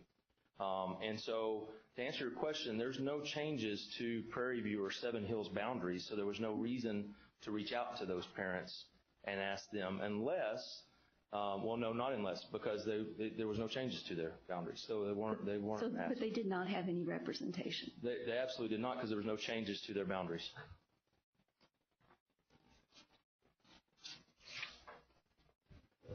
Tim, I've also had another request from several people, and I've never been in this position before, but they were asking if maybe the vote could be delayed for 2 weeks so that more people could become, in the community, could become more informed and have more input, that people that didn't have the opportunity earlier would be able to do so. Dr. Roush, here's the thing for me on that.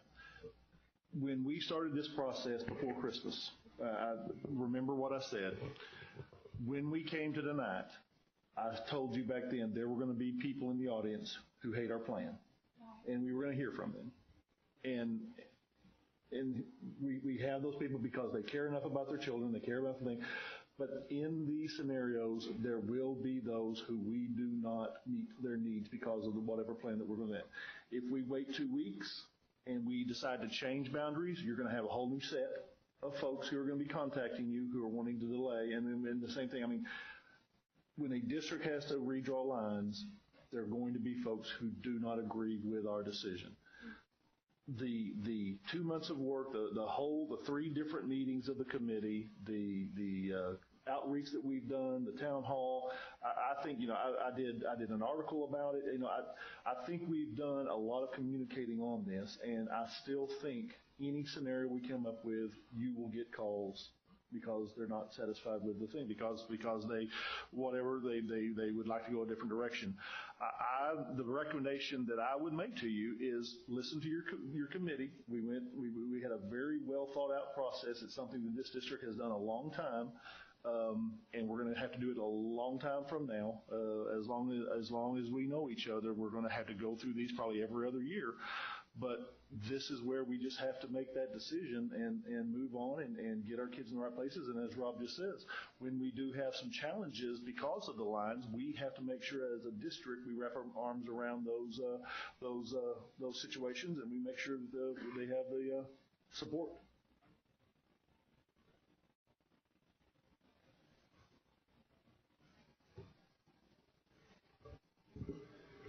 I want to talk about the elementaries first before I get into Chisholm. Only because it's being recorded for YouTube. So, we got fortunate. Well, when back in 2007, we left the Air Force, decided to get out because my daughter was going to start kindergarten, and we wanted to plant roots so that she could grow up and go to the same school and have friends for her life. Because when I was a kid, I was a nomad. We moved all the time. And I didn't really have any school friends. But my wife, she stayed. And she's close to her friends to this day. So I wanted that for my daughter. I didn't want her to be a military brat moving all the time. So, and like you mentioned before, unless you live right across the street from the school, chances are good that you're going to go to that school. Well, we did. We fortunate enough to move across the street from Granger. Didn't know the reputation of Granger was still being built. We got lucky, really, really lucky, very fortunate. Kimmy Etheridge, Michelle McAdams, great leadership at that school. So I get the Vista Greens, why they want to stay. However, my big thing is when my son was in 4th grade there, he was in the portable. And as a parent, you're uncomfortable because there's a security risk out there. A determined individual that wants to do bad can do bad easily. And just because the door's locked is not going to stop them. And they can do a lot of bad before anybody can do anything about it. And then especially when the kids go between the 2 buildings, they're even more vulnerable because it's just 3 kids. It's not, there's no adults that do that. So a determined individual can do bad before anybody knows what happens. So I hate with the elementaries, especially around the Sendera Ranch area, that kids are having to move, are in the same house but changing school so much. I really hate that, but I understand at the elementary level why we do it, and especially for Granger. To me, it's a security issue. I just can't see having kids outside in portables anymore. It's just, to me, it's not worth the risk. Now, going to the middle school with what everybody else was saying, at the town hall meeting on Tuesday, you kind of mentioned Adams could be overpopulated here within a few years, and you said you have the room there to put more portables versus all the other middle schools. And I understand that thinking, but what kind of concerns me, and it goes back to the budget discussions we're having, unless the state funding changes, we're in a world of hurt for the next few years, and it's not going to get better. And I don't want to waste money on portables when we have a half-vacant school at Chisholm. If we're going to be overpopulated, then we need to use the classrooms we're already paying overhead for. And looking at the numbers forecasting, that doesn't look like that's going to happen. So that's my concern, is if we're going to ask taxpayers for more money down the road, especially when our appraisals are going up uncontrollably at times, we got to figure out a way to balance that. So that's one concern I have. But no, those are good concerns. Now, one thing you've got to understand, and we stayed in Granger longer than we wanted to, portables. Yes. We have heard the board's edict on portables loud and clear. You do not like portables. I do not like portables. Many fast growth districts, portables is their life. I think Katy ISD has 700 in place right now. I mean, they cannot build schools fast enough to keep up with growth, and so they have just said, you have told us you do not like those. We like every kid. If we can get them under one roof, the better for us. So I think if you look at the long-range plan, what Tim has planned out, we've used a portable at Tidwell. We've used a portable at Wilson, but the last bond takes care of that. We're putting some facilities in place that will be at those schools where portables will no longer be needed. We, if need be, for a very short time, we may have to put portables at Adams, but it will be done in a very short time span because we're going to be overlaying that planning to make sure that the buildings are in place to take care of that. And again, see, the anomaly that we have in the district is that there's such a dense population on our south side. Everybody is moving into that circle on the south side. When we have things in place to be able to take care of the kids, we want the permanent structures. That's what, and even before you got on the board, you and I both were here. That was the guidance of the board, and we've tried to stay true to that, and we still will. Yeah, I've always known the portables were temporary solutions, which I like. When the first portables came to Granger before it was expanded, they looked horrendous, and I was on the HOA board at the time, and I was mad. I mean, it made the neighborhood look worse, but this go around, they blend in better and they look good. However, to me, it's just about the security of it, especially at the elementary level.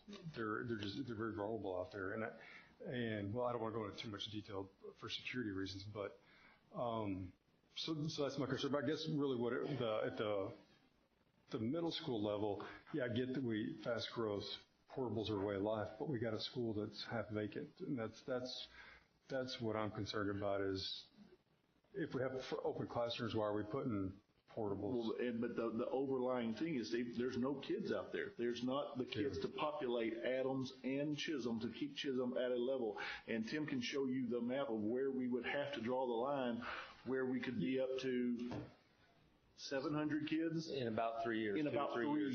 Yeah. So I guess I've got a lot of questions here, so I apologize, but this is going to be a longer meeting than everybody anticipated. But one of the things you talk about is feeders, and I agree. It's nice if you know where you're going. Yep. Take the academies out of the equation. You know where you're feeding into. But where did we start at? Did we start with the high school boundaries and work down, or did we start with the elementaries and work up? I guess and then you mentioned using 287 and 35 as boundaries too. So I'm kind of curious where does it start? How does the whole process for the boundaries? So the boundaries start by a campus-by-campus evaluation of students. That's where it starts.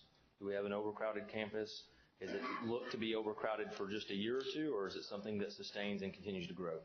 And so that's a campus-by-campus decision that we go through rigor to evaluate.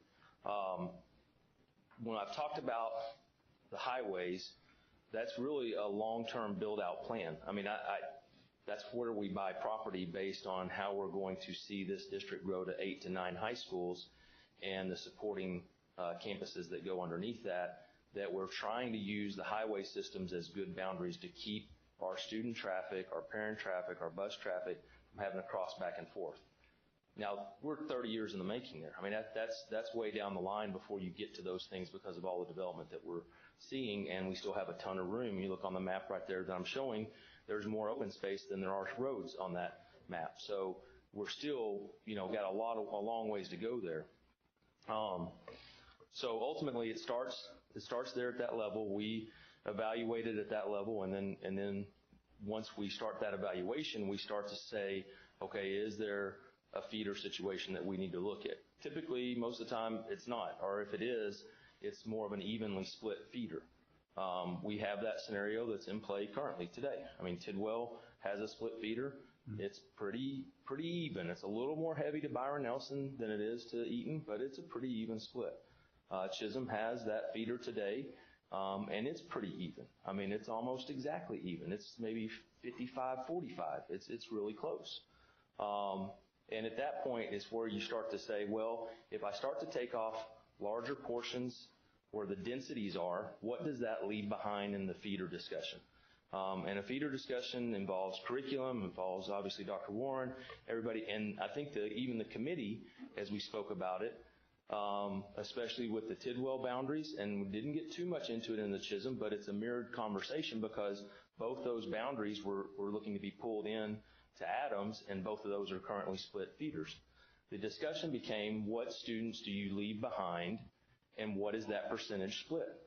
And so in a scenario you don't ever really want, when you look at other school districts that have split feeders, especially going from middle school to high school, you want to try to maintain a balance that keeps that pretty evenly so the students can be successful as they transition into a high school that can be very unfamiliar, and you want to make sure you're setting them up with, hopefully that group of friends, that support system, the people they know.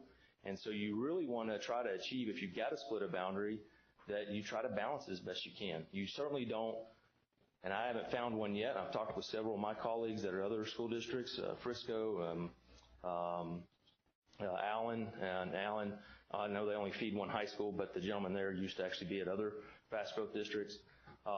They really try to stay away from a scenario that's not a more balanced split, because if you get into a scenario where you're 90% of that middle school is going to one way and 10% is going the other way, it's cause for concern for that small group of kids without their support system going into a high school environment.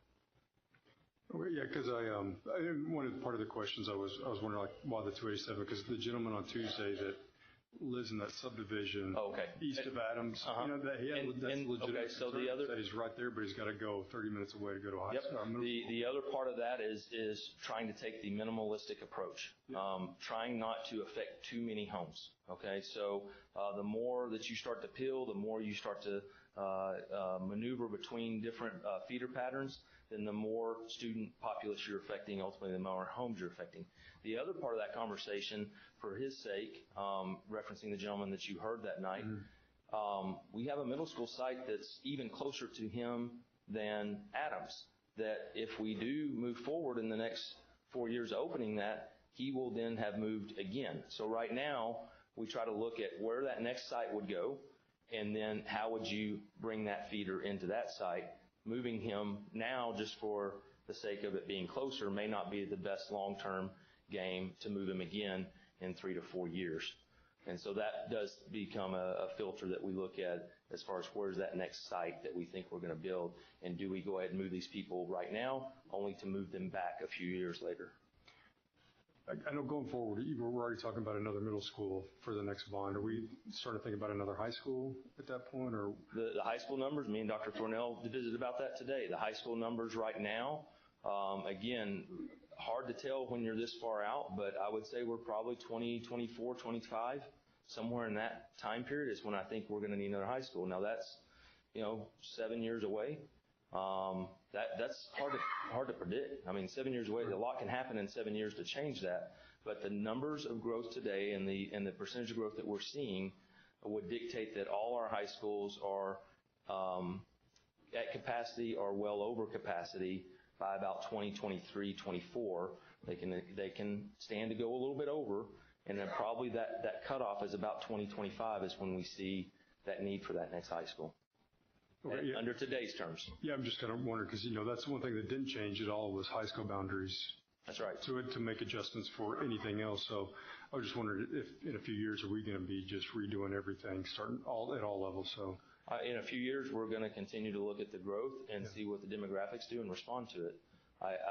There's no scenario that paints changing the high school boundaries anytime soon, because we passed a bond that effectively takes 2 of our high schools where the fast growth and largest populations are up to be able to handle 3,200 students. Okay. So I don't effectively seeing, even in those models, that's the models we're looking at that says those 2 high schools at 3,200 students don't become a burden with overcapacity until you get to about 2024, 2025, where it becomes a burden of overcapacity. They'll be at capacity probably around 2023.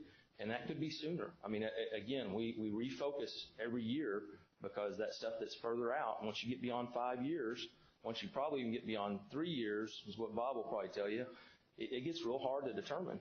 And a lot of that's because you really judge based on what you're seeing on the actual land. So if the developer hadn't turned a piece of dirt, I know right now nothing's going to happen for 18 months for sure. The first house, as soon as it can be ready, is 18 months, because it takes about a year to build the infrastructure and about 6 months to build the first house. And then you say, okay, that developer, based on their builders that they have and the success they've had before and the price points that they're looking for, then how many houses are they going to churn out a year? Is it some of them do 30, some of them do 300. So, those things can all change very, very quickly in the development world.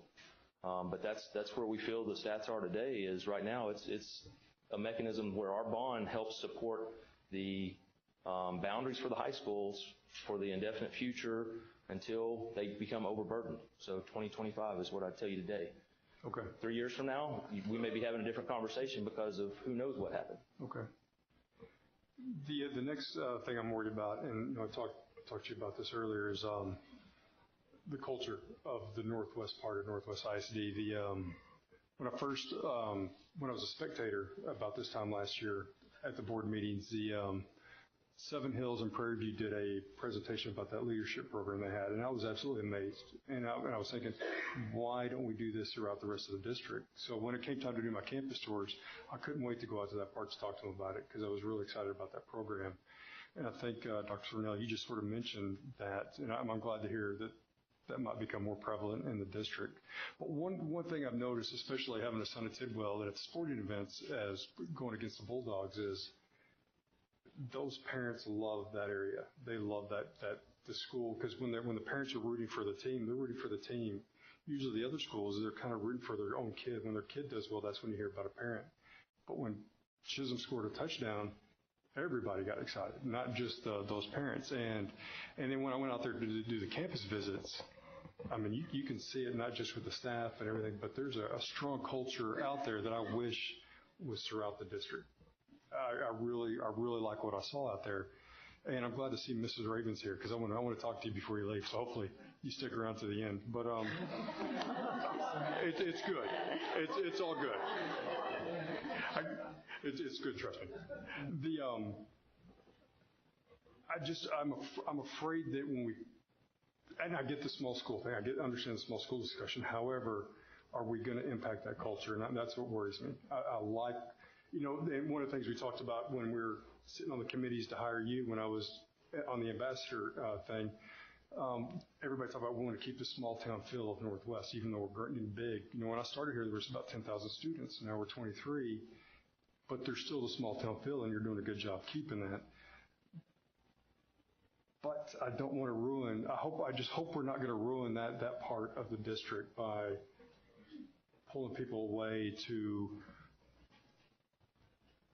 I guess there's an awesome culture out there that I don't want to impact. And I just hope if it passes, I'd hate to see it go away. I want to maintain it. I want it to influence the rest of the district more. I don't think anybody in this room would disagree with you, Steve. You've got a principal back there, you've got her staff, you've got parents out there that, no matter how many kids are walking around the halls every day, I think that culture is strong, and I think that culture is here to stay. I truly do, because I feel the same way when I walk through the hallways.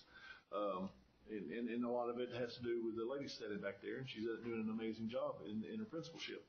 But that's exactly the thing that we've been talking about, is making sure that they have the assets in place, that they have the staffing in place. And Rob has said, he really wants to make sure that and we keep using that word, a whole school. And we're going to take great strides to make sure it's a whole school, to give the kids every opportunity that every other kid has in the United States. Please. I may be sharing information that I shouldn't share. Wait a minute. I got a microphone. It's the parents of Chisholm as much as anybody. One of the things that was shared with us this morning that I found true is, most of the time when we open a new school, we worry because everybody wants to go work at that new school, and everybody is, it leaves staff drained. And some of what Mr. Fogle was talking about, the HR shared with us this morning that we're going to have to go tell some of the teachers they have to leave, because some of the teachers want to stay in that culture. And I think that's a testament again to Ms. Reagan, but those teachers are not going to leave those kids behind, and they're not going to let them fail, or any of the other concerns that go with that. They have a strong staff there that believe in the school. And I wanted to share that part, because we truly, most of the time, we don't have to go look at the volunteers. This time we have to tell them, unfortunately, have better. Ms. Reagan, it's your chance. Give her the mic. I appreciate you for drawing me the opportunity, because Latrice, go to the microphone, please. Thank you, ma'am.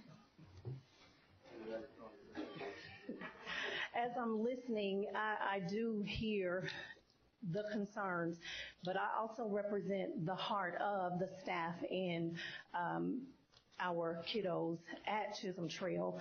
And be rest assured that as these changes happen, our charge is to make sure that we do have all of the right people in all of the right places who are staying at Chisholm, and that's why this is a very important discussion that we're having tonight. But we are so committed, our team is so committed to, regardless of whether there are 40% economically disadvantaged, 20%, we are going to bring it. This is such an opportunity for us to really, really make a difference and make an impact. We're talking about small schools, and we're talking about that small setting. I have to admit, our people are pretty giddy about it. They're really giddy about the opportunity that we have before us and the impact that we can make. So, no, these discussions are very, very important, but we're ready to rock and roll. We're ready to rock and roll.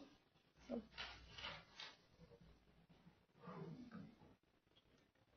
Tim, I have one more question. Out of the circle, when Ann was asking about how many kids were there, you said 80.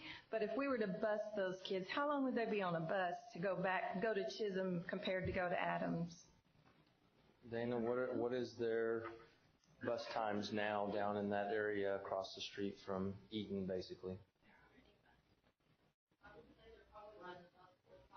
45 minutes right now. And to go to Adams, to an hour.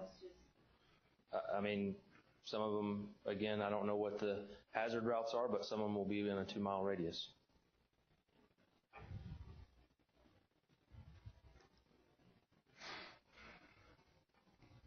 I have another question. It's just, I appreciate all the work that's been put into that, and I know it's a big job with the community, but if there are certain members of the community, they're asking that we delay it for 2 more weeks just so there can be more input or more information for certain people, would it make a difference? Couldn't we just give them that extra 2 weeks? Lily? I know we're going to have unhappy people. Every time we do boundary changes, there's always unhappy people. I understand that. So if you wait till the next board meeting, that means you're after spring break. We told parents, we've been talking about this, since the beginning of the school year, that when we were going to open Adams, that we need to tell them before spring break happens. If it were the board's direction for us to change lines, I think I would have a need to take this back to the committee, because we've spent the last 2 months communicating to parents who were involved in these moves to make sure that they knew exactly what we were talking about.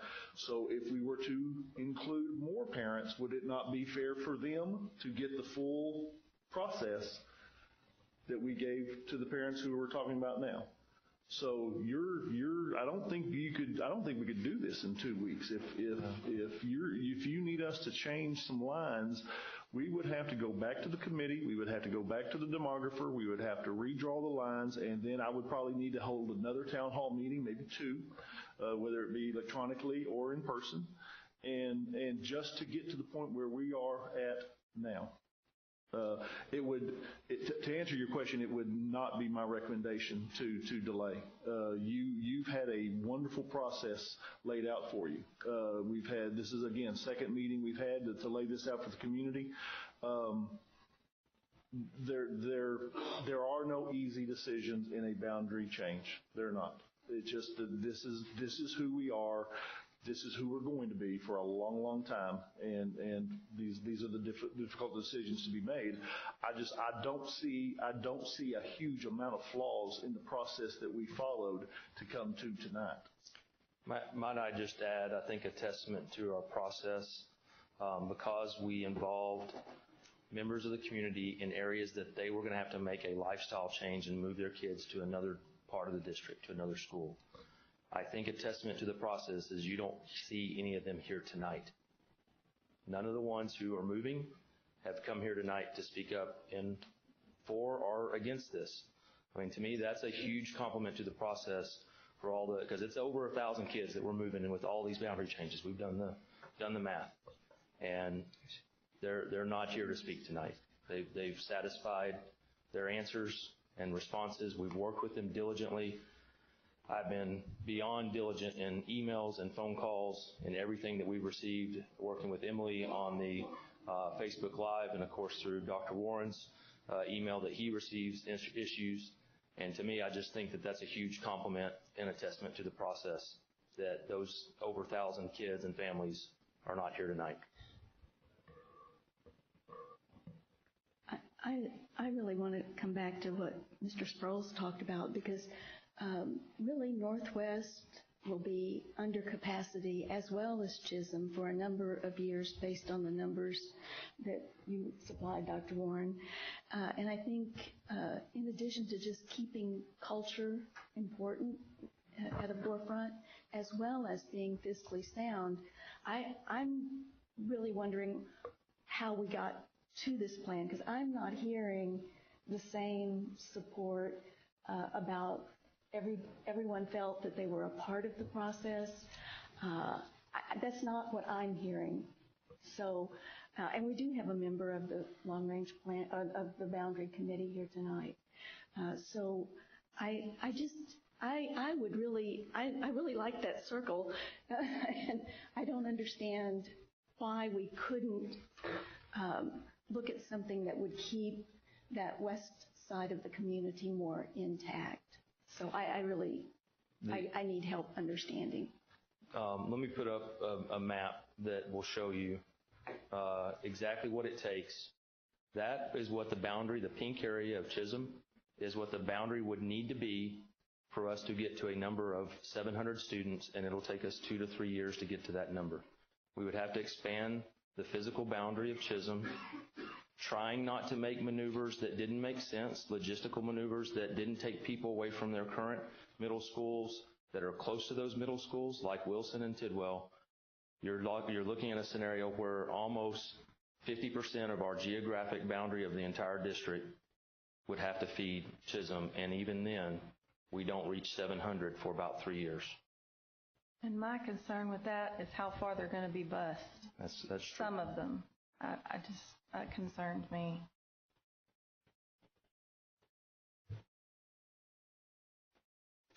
Tim, would you go back to the map that had the circle that went down 287? Right. So even if you decided that, okay, well, let's cut off that western area and send it to Chisholm. So you're looking at 80 students. About 85 students, yes. That doesn't make much difference, but if you take everybody south and east from there, to bus any of those that are inside that circle out would not make sense to me, that I would have to go right from my area to another area, or even further down south all the way to Chisholm. So it's just an observation that I had. The hard part, and I should have put this circle again on the other map, because this is still showing that green area going to Tidwell, and the numbers you see there are still supportive of that.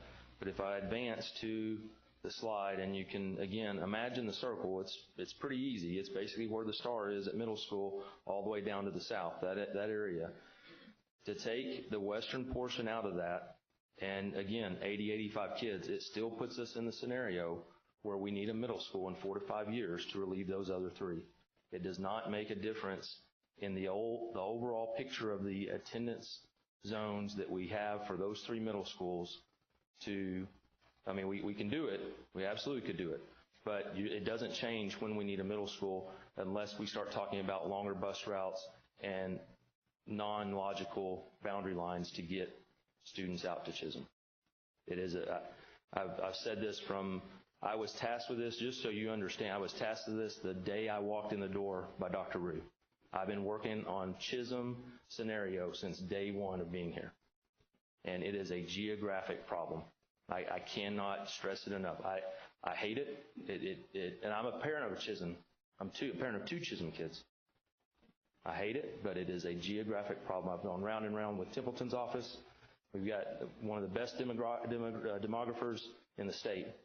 And I don't know that there is a way without relocating a mass portion of our populace that doesn't make sense how to fix that until we get more development out there. Are we ever going to cap the top of Sendera Ranch? Because, it continues to march north toward 114. So I know there's no good place to chop off Sendera Ranch and send it north, but I assume that we're going to do so at some point in time. Yeah, I think that the Alpha Ranch that you're going to hear about a little bit later in Bob's report, I think if Alpha Ranch starts up, then that probably helps that conversation out, because Alpha Ranch is really the piece of property between 114 and Sendera Ranch. Is that the one right at County Line Road, just south of 114? Yes, I think right in that area, yep.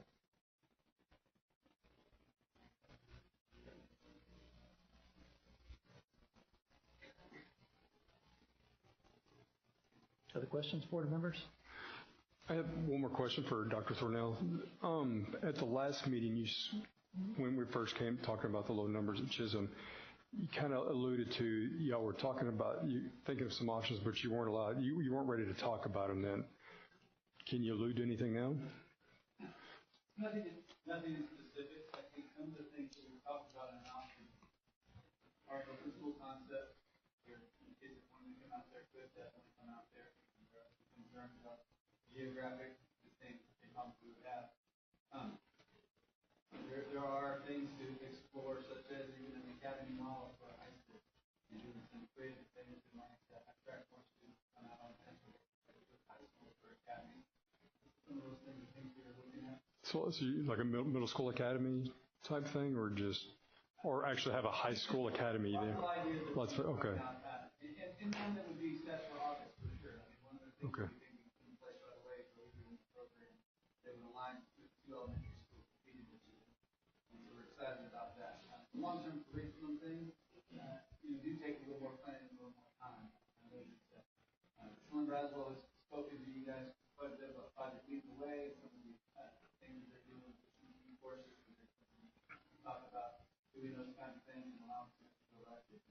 I think the possibilities are endless there. We've had stuff with the community meetings just internally with our C&I department. We talked about could we develop some programs that would be attractive to not just Chisholm kids, but all over NISD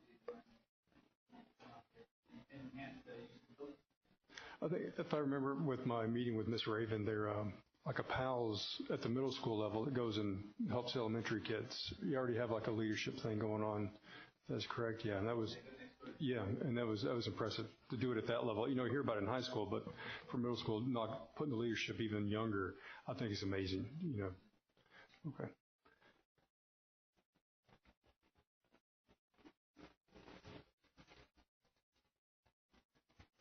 I guess I will admit, when I came in at this point, I was skeptical on Chisholm. If it was just elementaries, it would be an easy vote. But after hearing what Dr. Thornell said and Ms. Raven, like I said, my biggest concern is the culture. But it sounds like we've got two high-level people that are strongly invested in that. So hopefully that'll take care of my concerns going forward. So. Well, good. On a lighter note, this is what I was, Ms. Raven, when I heard you were going to come today, I wrote the shirt you gave me? Yeah. So it says the hashtag We Are Chisholm. Yeah. So I don't want the culture to change out there. I want it to keep being awesome, and so it can influence the rest of the district. So.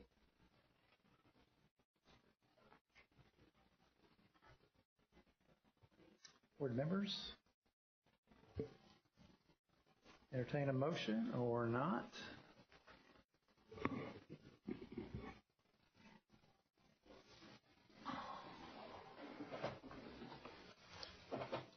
Going once?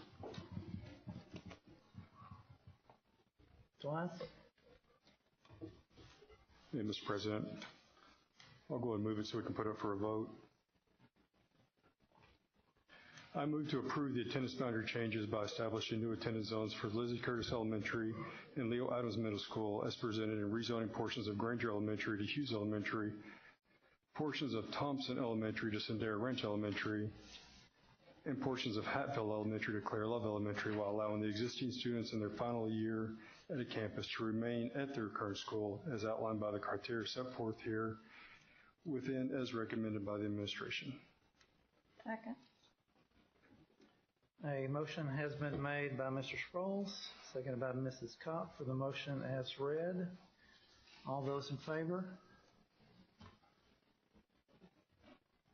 3. Those opposed? Is 3. The motion fails. Fails.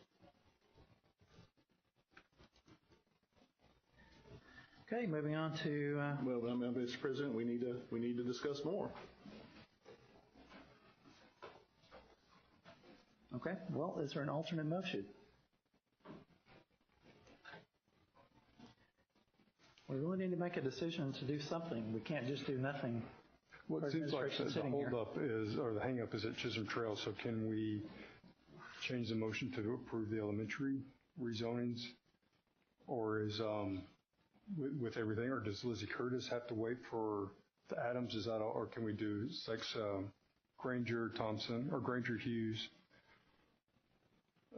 Hatfield and Claire Love, Sendera Ranch Thompson?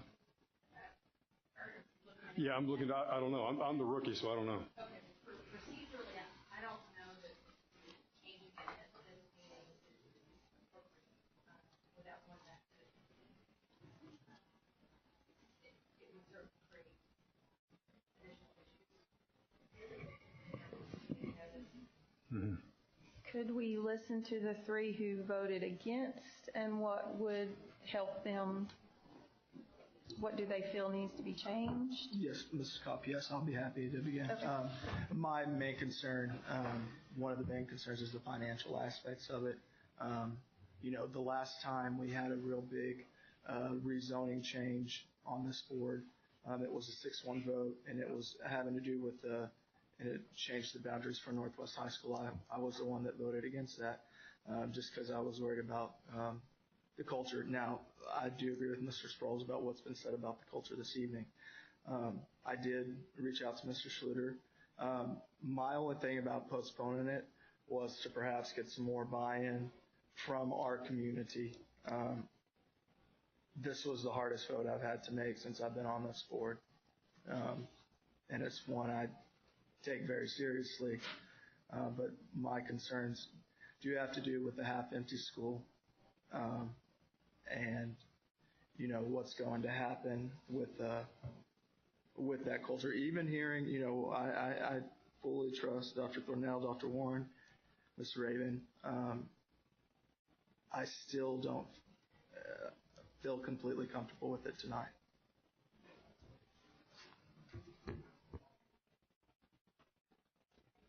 And as I expressed, there were people who were asking, could we delay the decision for 2 weeks so that there could be more community understanding or more community input as far as, the things, I'm not saying that the boundaries won't change, but it'll give the community a more of a sense that they understood. Maybe they had the opportunity, maybe they didn't understand they had the opportunity. Maybe the weather prevented them from going out, maybe they didn't have access to the computer for something, and so people that were asking, could you delay it for 2 weeks? That's my justification.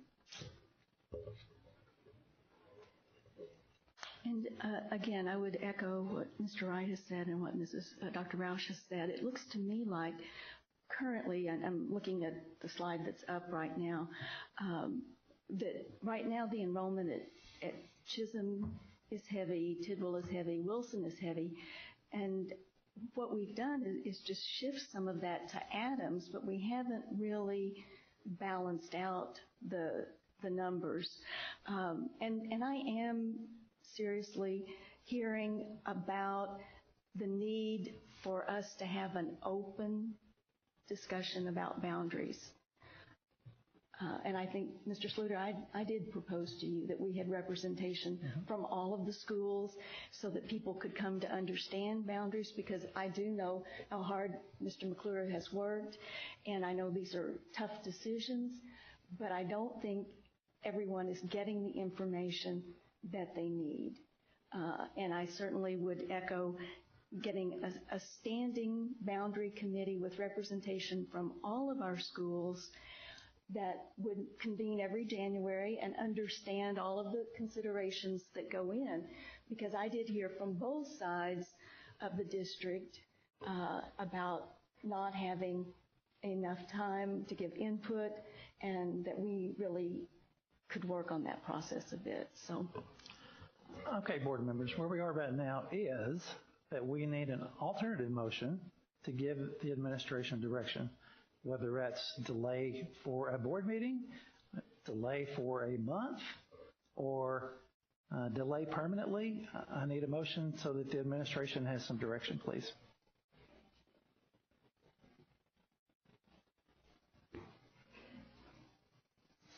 Mr. President. Mr. Wright.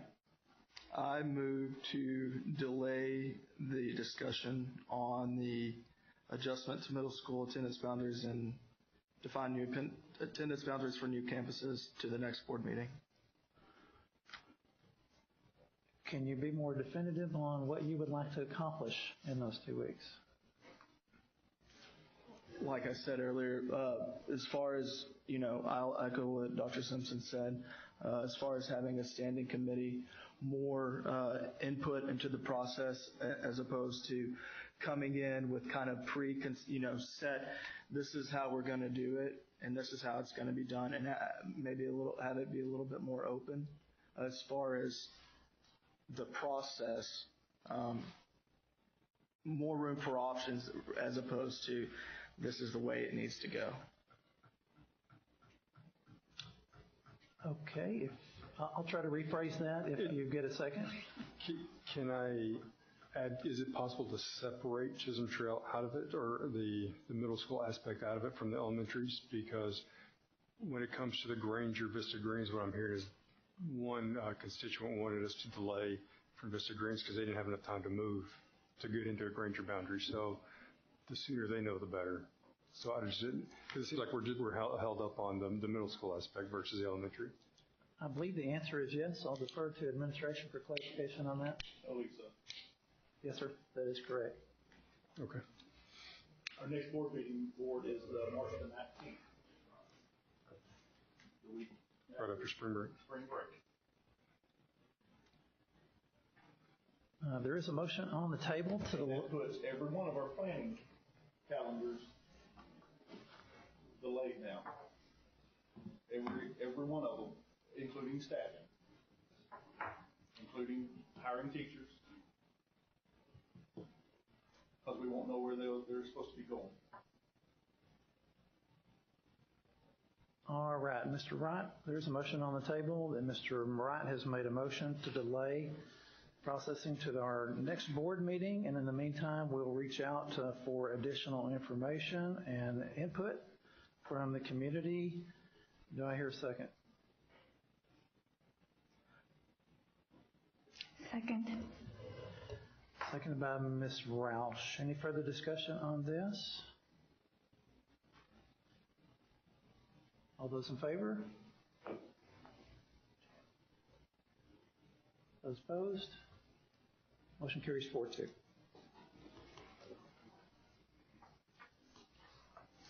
Okay, now we can still have an alternative motion to include those except for the Adams Middle School discussion if you choose. Oh, so what I was talking about? Yes, sir. Okay, so I would need to move to, at the next meeting, try to approve the elementary only option. Do me a favor, Steve, look at that and cross out what pertains to the middle school. Okay. Christy, is that exactly what you just said, or is that opposite of what you just said? I think we're running into some issues with that and giving our community an opportunity to provide input. So we want input on everything and not just the west side. That's probably your recommendation? Right, I have concerns with how that affects the process. I can see that. Okay, with the board's permission, we'll move forward to item 12A. Okay, and that's staffing for the 2018-2019 school year. Dr. Warren. Board, the information in your packet begins on page 41. You've heard this presentation now. This is the third time. We've had this presented to you in the last board meeting. We've had this presentation. We've had this discussion in our board budget workshop, and then it's being presented to you for the third time. We recommend that the staffing as presented to you be approved. That is our recommendation.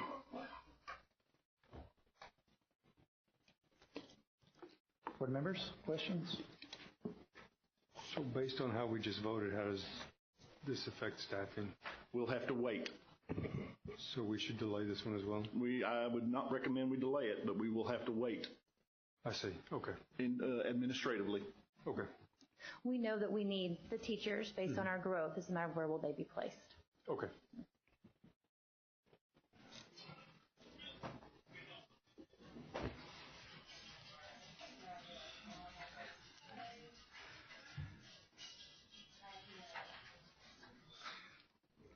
So board members, any further discussion on this item? Mr. President, Mr. Wright? move to approve the 2018-2019 first staffing request as recommended by the administration. Second. Mr. Wright has made a motion and seconded by Mr. Sproles. As the motion as read, any further discussion on this item? All those in favor? Those opposed? Motion carries 6-0. Thank you. Moving down to 12D, Local District Update 2018-02, Update to the Board Policy, DEB Local. Dr. Warren. Board, I recommend you table this motion or this line item right now. We don't really need a motion to table it. We can just skip over it, if I'm not mistaken. Is that right, Christy? Okay, I'm not taking action on that item. Moves us down to 12E, Local District Update 2018.03, Update to Board Policy, EIC Local and EIC. Dr. Warren. Board, this information begins on page 95 in your packet. We have a committee who yearly looks at our grading guidelines every year. We want to make sure our students are getting, the biggest change on this is the biggest change for our dual credit and our on-ramps courses. Our dual credit courses are within our weighted program in the appropriate place. Dr. Ferris, please. Good evening. We have kind of a two-part update to prepare here, and I want to give you a little bit of background. This has been actually 2 or 3 years in the making, but I'll kind of walk you through our steps. Obviously, as Dr. Warren said, we have our grading guidelines committees reviews annually. Any adjustments that we need to make that better aligns our practices with our vision as outlined both in our district core beliefs and vision that we have and the profile of a graduate. Quick timeline overview. As these have met in the last couple of years, one of the topics that has come up revolves around our weighting of dual credit classes versus advanced placement. And currently we'll see in a moment what we have there. But you can see there dating back to even previous to spring. I was going to only take you back about a year, but we've had some continuing talks. And this past spring, it actually evolved into a recommendation from that committee. That committee is comprised of campus administration, it's comprised of teachers, also have some students and parents that serve on that committee as well. And that was one of the questions that came up, and the group brought forward this year for consideration. You can see there a change to EIC Local as well as exhibit for students that would be entering as regards to the weight for dual credit classes. Our academic planning guide was approved, presented to you guys in the fall and approved in January, and we've moved forward with that piece. But we did want to bring forward to you a recommendation for this policy change. It's a little more complicated than the approval of the grading guidelines and the course guide as well. So you'll see there that the principals requested this change in January. We did convene a policy review committee led by Ms. Hobbs, and she walked us through, and we had some parent input as well as both district and campus input, and we come forward with a presentation tonight. Specifically, the policy review committee, you can see the names that are there just to kind of give you an idea of who served on that. We did invite two parents that are current parents, both at middle school and high school, and both either have high school students, have graduates, or soon to have high school students, so we thought they would bring an interesting perspective. Specifically, two pieces that we're looking at. One, we took the opportunity, if we're going to review this, we need to update some of the language so that it aligns better with House Bill 5. And specifically, you'll see there in identifying valedictorian and salutatorian, those are our local recognitions for our ceremonies. We had some language in there that was aligned with language of the old 4x4. Think about a distinguished graduate to the recommended graduate, et cetera. We move now heavy on with TASB recommendation that we align this language to reflect the foundation that we have at this point.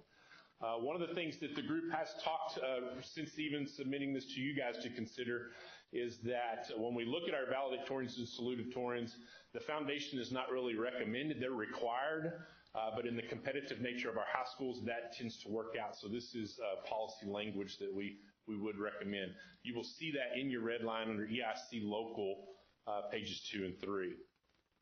Second part of this is we want to make a recommendation to the weighted calculations for dual credit classes. Currently we have both, we calculate both weighted and unweighted. Our unweighted is obviously on a 4-point scale. That is what is typically sent to colleges that they review for admission standards. And then our weighted scale on the 7-point scale is what we use for ceremony, i.e. who is our top 10%, who's our valedictorian, who's our salutatorian. The weighted GPA is only used in the determination for that final class rank and along the way. And we do allow them to provide whichever GPA is required for scholarships. Sometimes they use weighted, and that's what the scholarship committee will ask for, et cetera. Our district policy, and we're asking for no change to this, only includes the courses listed that you see there on the board, which are basically our 4 core classes, and then languages other than English load. Those are the courses that are calculated into the weighted GPA. We're asking for no change to that at this time. Currently, you can see there as we have it structured, I would call your attention to levels 3 and 4. Levels 3, you see specifically that is eligible pre-AP courses, dual credit courses that are not considered AP, as well as gifted and talented courses that are designated in the student handbook. Those are all level 3. Those receive a 6-point scale on the weighted GPA. And then we have the only AP courses listed at level 4. Specifically, the area that you see highlighted now there on your screens is what we're asking for us to give some new consideration to. So currently, you can see as it plays out there, our level 1 skills, those are our baseline regular classes or our on-level college, typical college preparatory classes. With level 3, we currently have all of our pre-AP classes as well as dual credit in level 3, and then we have AP solely reflected in level 4. So what we're asking is to move that weighted consideration for dual credit to be equal to that. So we are proposing that this will begin with students entering grade 9 this next fall and beyond. That is going to create a dual system that we've talked with student services, we've talked with counseling. That does bring a little bit of a challenge for us because we're essentially, depending on when your entry to high school rate is, we'll have to phase out current high school students under the current plan and introduce. But that does give us a complete system of fairness to where we are comparing apples to apples with things with class rank. It's always a recommendation that we keep things consistent there. So we will have that dual system until 21-22 graduating class when we'll phase out. Simply put, we will move dual credit equal to level 4. A lot of this conversation began very simply from both students, parents, teachers, administrators, that we, under our current system, we do elevate advanced placement, which is potential college credit, based on your performance on that exam, as well as the admissions policies and how they review at the receiving college, where dual credit is college credit. And so we really saw that those two were definitely equal. When we look at our advanced placement strategies and those goals that we support Dr. Warren's goals with, advanced academics are advanced academics, whether it is considered advanced placement or dual credit. So that would simply move the language. You can see there that we've removed dual credit from level 3, moved it over to level 4. All other things would stay the same moving forward. So it's a fairly simple recommendation, and I would love to entertain any questions you might have. Yeah, the 2 AP or not 2 AP has been a question in our household all year long because I have a sophomore at Byron. So when I started reading this, I called her immediately and said, hey, guess what? And she got excited too because for junior year, she was looking at taking 4 AP classes, but just talking with her, I said, why kill yourself in an AP class that you may or may not get a college credit for when it's all said and done, depending on the test score you get, may or may not be accepted by the college. Or if you do on-ramps, then you'll get it, and you're going to save me thousands of dollars when it's all said and done. I said, and we talked Always about good. it. Yeah, but she's going to take a class rank hit because of it, because of the weight of it.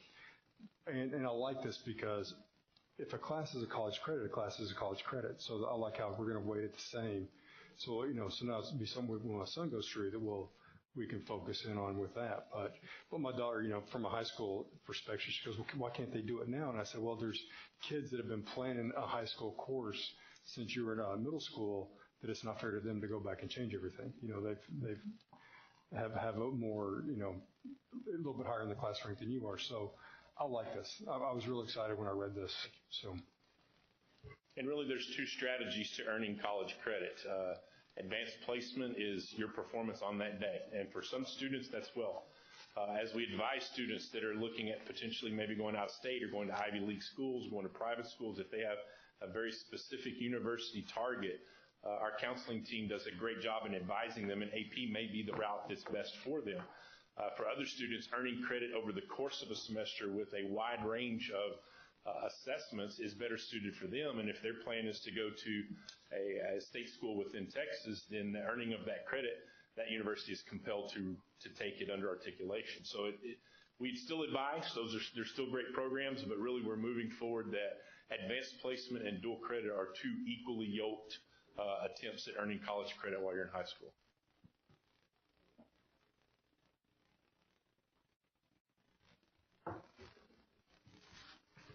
Any other questions? I believe this is a discussion item, so I think it comes forward at the next board meeting. What is discussion? No? It's your pleasure. We really do think the committee has done a wonderful job. If you feel comfortable voting on it, you may do so. If you would like to take the month to look at it, we may as well. Your pleasure. Mr. President? Mr. Sproles. Just want to make sure it's item E. Did I read the right thing? Okay. I move to approve local district update 2018.03 and approve the changes to board policy EIC local and EIC exhibit as recommended by the administration. A motion has been made by Mr. Sproles, seconded by Dr. Roush. Any further discussion on this item? All those in favor? Those opposed? Motion carries 6-0. Thank you, Board. Thank you, Dr. Ferris. Moving on to item 12F, student transportation, a bus acquisition. Dr. Warren. Board, last board meeting, you did an outstanding job taking care of our kids. We felt the need to change bus transportation providers, and you did so. We're going with Reliant Transportation, and we think that's a fantastic decision on your parts. During the negotiation phase, looking at what is best for our children and best for the overall financial status of the district, we've come to the conclusion that we're going to recommend the purchasing of the buses. If you know, the partnership we have with Durham right now is Durham actually owns the buses and provides those services. We do not feel moving forward that is adequate enough for our children. We are proposing that we purchase the buses ourselves to renew the fleet to make sure that our children are on the best transportation that we can put them on. Plus, if you look at the long term, I believe in my notes I put down over if we stay with Reliant for the next 10 years, if we do 2 contract cycles, we could save the district over $14 million owning the buses ourselves rather than having Reliant purchase them for us. And Mr. Grasswich took you through several scenarios on that. Mr. Grasswich, anything to add? The only thing I would add is that at the meeting, what you approved is for us to negotiate and enter into contracts with terms amenable to the district. So these negotiations on whether to buy the buses or have them buy the buses is just an extension of your motion. There was a question about that at the meeting earlier this evening. So this is in line with the guidance that the administration was given by the Board of Trustees, and the language is drafted by our attorney. As Dr. Warren's laid everything out, we have a substantial fund balance that can cover this cost, and we will set up a sinking fund, in essence, to allow us to repurchase new buses 10 years from now. Questions, Board? Board, we recommend approval. Mr. President, Mr. Wright. I move to approve the purchase of 240 school buses as part of student transportation services as recommended by the administration.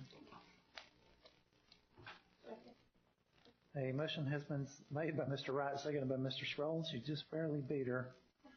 Any further discussion on this item? All those in favor? Motion opposed. Motion carries 6-0. That brings us down to 12G, which is the final change order for paving and development improvements, NISD bus transportation facility additions and renovations, middle school number 6, CFA, and VR Eaton High School. Dr. Warren. Board, on page 124 starts your information on our final change orders to finish out these projects. I want to commend Tim, Sarah, and their entire crew, because if you just look at the numbers, if you look at what the savings are to our district, they've been phenomenal, and Tim and his through his leadership has done a fantastic job. Tim, anything to add on the final change orders? Just one point of clarification. You already approved the final change order of VR Eaton. That was done about a year ago. However, during our audit process, we realized there was a typo on the final change order number. So that one's back in front of you. If you actually do the math, it adds 20 cents to our favor. So, it's not a lot, but every little penny counts. Yep. But that's just the clarification on that one. The other ones are actually the new change orders right in front of you, but VR Eaton, you have seen before. We're correcting a typo that we found. And I thought the 20 cents was a typo when I read it. So. Yeah, no, it's... Okay. Yes, sir. Board, we'd recommend approval. Questions?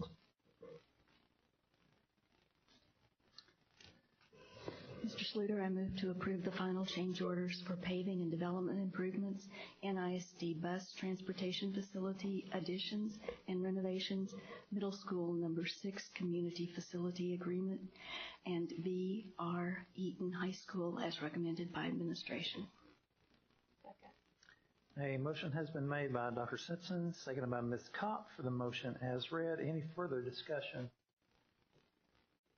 All those in favor? Motion approved, 6-0. Thank you. Moving down to item 13, reports. We have the demographic report. Dr. Warren. Mr. McClure. Yes, we have tonight Mr. Templeton. Bob's here with us tonight to go over the fourth quarter demographic report, which you can imagine looks like all the rest of them. The line keeps going up. So I'll turn it over to Bob, and he'll walk you through it. Thank you. Good evening, Board President. Dr. Warren, it is my pleasure to be with you this evening. Tonight, I will briefly touch base on the economic conditions that we're seeing across the Dallas-Fort Worth area. We're very fortunate and continue to see very strong job growth. In fact, the job growth numbers for the Dallas-Fort Worth area were at 2.8%, which is the #1 city in the country for job growth. Far and away, we're adding more jobs than any major city. That equates to about 100,000 jobs that were added to the DFW Metroplex in 2017. We do anticipate that we've got another couple of years of very dependable, strong job growth. Many of the relocations, the major corporate expansions are in the infancy of those relocations. The Charles Schwab, TD Ameritrade, Toyota, Liberty Mutual, all across the north quadrant of the Dallas-Fort Worth area, very consistent job growth forecasted for the next couple of years. The unemployment rates also continue to be very favorable. We're seeing very low unemployment rates. In fact, the Dallas-Fort Worth area at 3.1%, so we are seeing unemployment rates that we've not seen in several years. The new housing market continues to expand. In fact, in 2017, we started over 33,000 new homes in the Dallas-Fort Worth area. That was about 3,200 more than what we saw in 2016. So we're continuing to see an expanding housing market across the Dallas-Fort Worth area. When we look specifically at the Northwest ISD housing market, we not only track new home transactions, but we're also measuring all of the home sales, that would be existing homes and new home sales, And in 2017, we actually had 4,830 home sales, existing and new homes. About 34% of that was for new homes. That's some of the highest percentage of new home sales versus total home sales in the Dallas-Fort Worth Metroplex. Those would be comparable percentages than what we would see with Frisco ISD, Denton ISD. Prosper ISD is actually a little higher than that, but you can see we've got a very strong amount of new home activity that is taking place within Northwest ISD. The new home price for a new home in Northwest ISD is actually about $327,000 price for a new home in Northwest ISD. Average price for an existing home is about $296,000. So we're definitely continuing to see increases in the cost of housing, both for new homes and existing homes. When we look at the ranking report for school districts in the Dallas-Fort Worth area, as of the fourth quarter, Northwest ISD was ranked 5th in the Dallas-Fort Worth Metroplex. The annual closing number was 1,847 new homes. We've got 1,941 vacant developed lots. We have 31,864 future lots. Future lots are preliminarily platted areas. There are master plan developments. There are brand new developments, but there are also some future phases to developments. But you can see that's the highest number of future lots in the Dallas-Fort Worth area.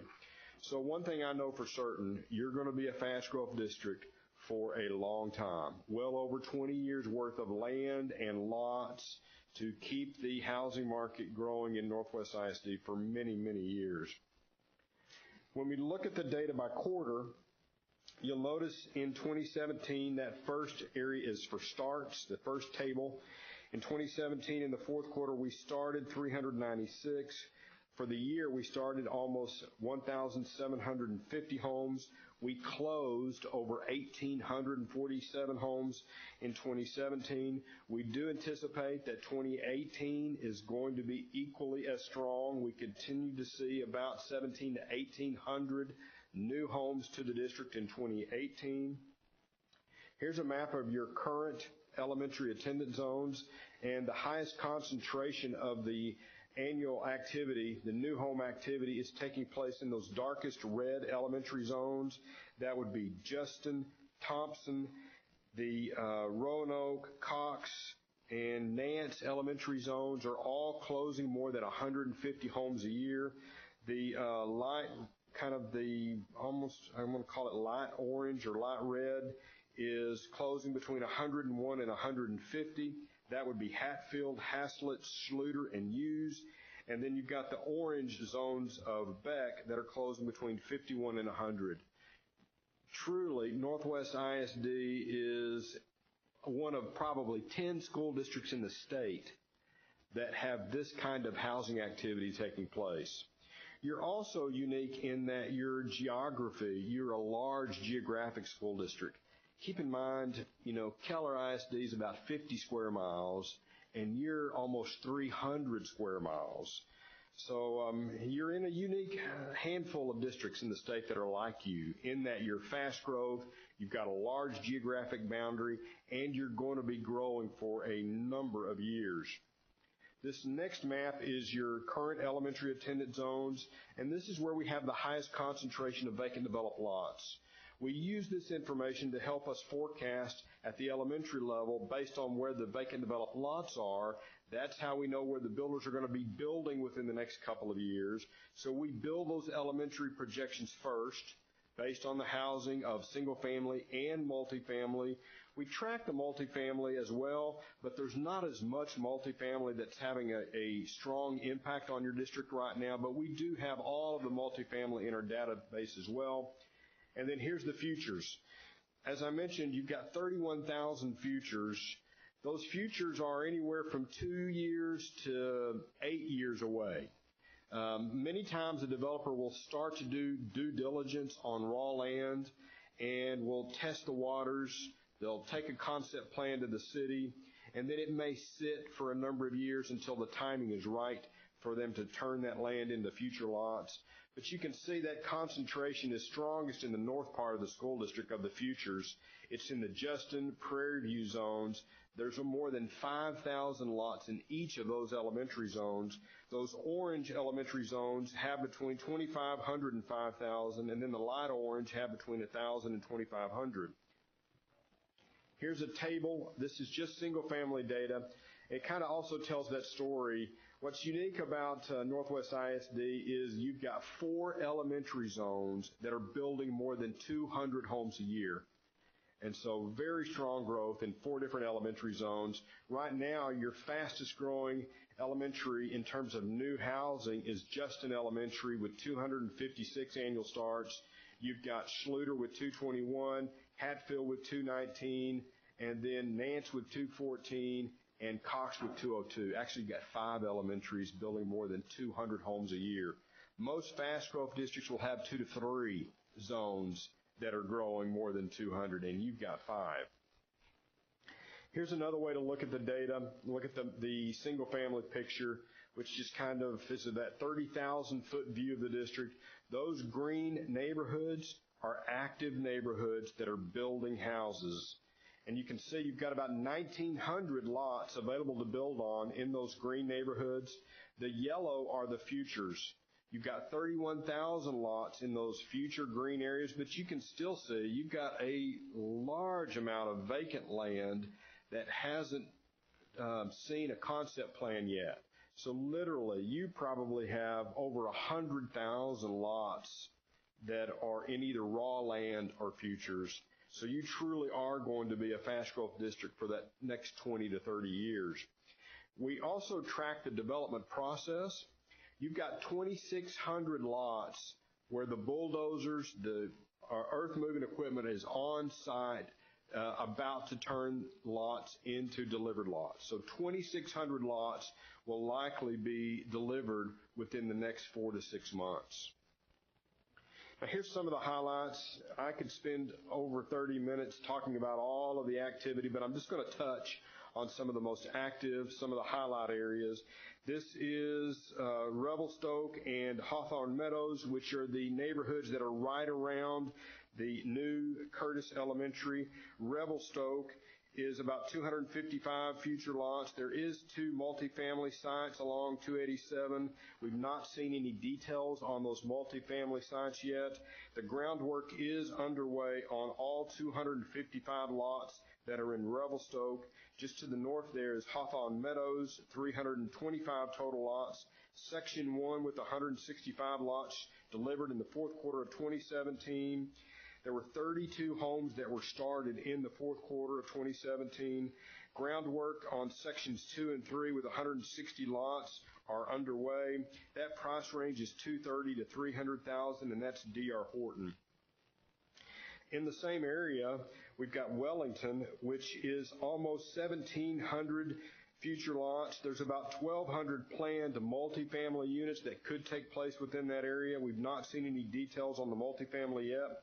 The model home construction is underway. We do anticipate that Wellington could produce about 200 homes a year based on the builders that we're likely going to see in that neighborhood.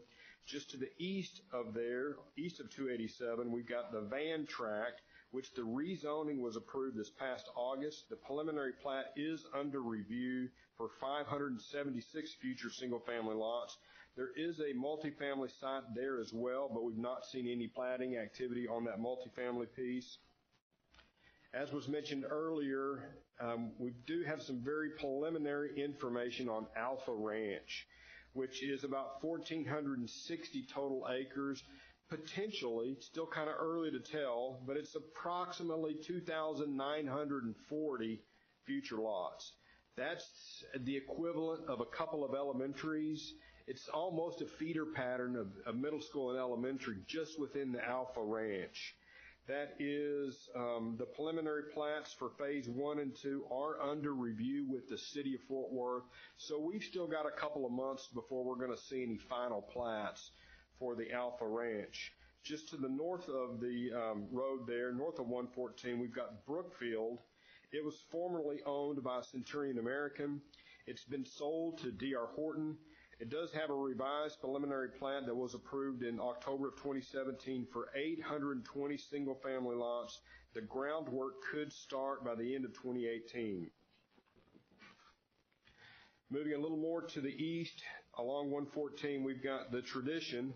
Of course, this is one of those developments that we've been talking about for a number of years. It's been a concept plan that we've seen several years ago. We're starting to see some resurfacing of the development. It's about 1,131 future lots. There is a multifamily piece in this development as well. The concept plan and the preliminary plat were approved in December of 2016.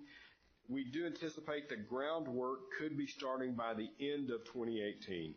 There again, I would say as soon as the bulldozers show up, that's when we know this development is truly going to kick off. But once the bulldozers show up, it typically takes about a year to develop the infrastructure, and then another 6 to 8 months later would be when you would begin to see housing. Just to the south of 114, we've got the Trails of Elizabeth Creek.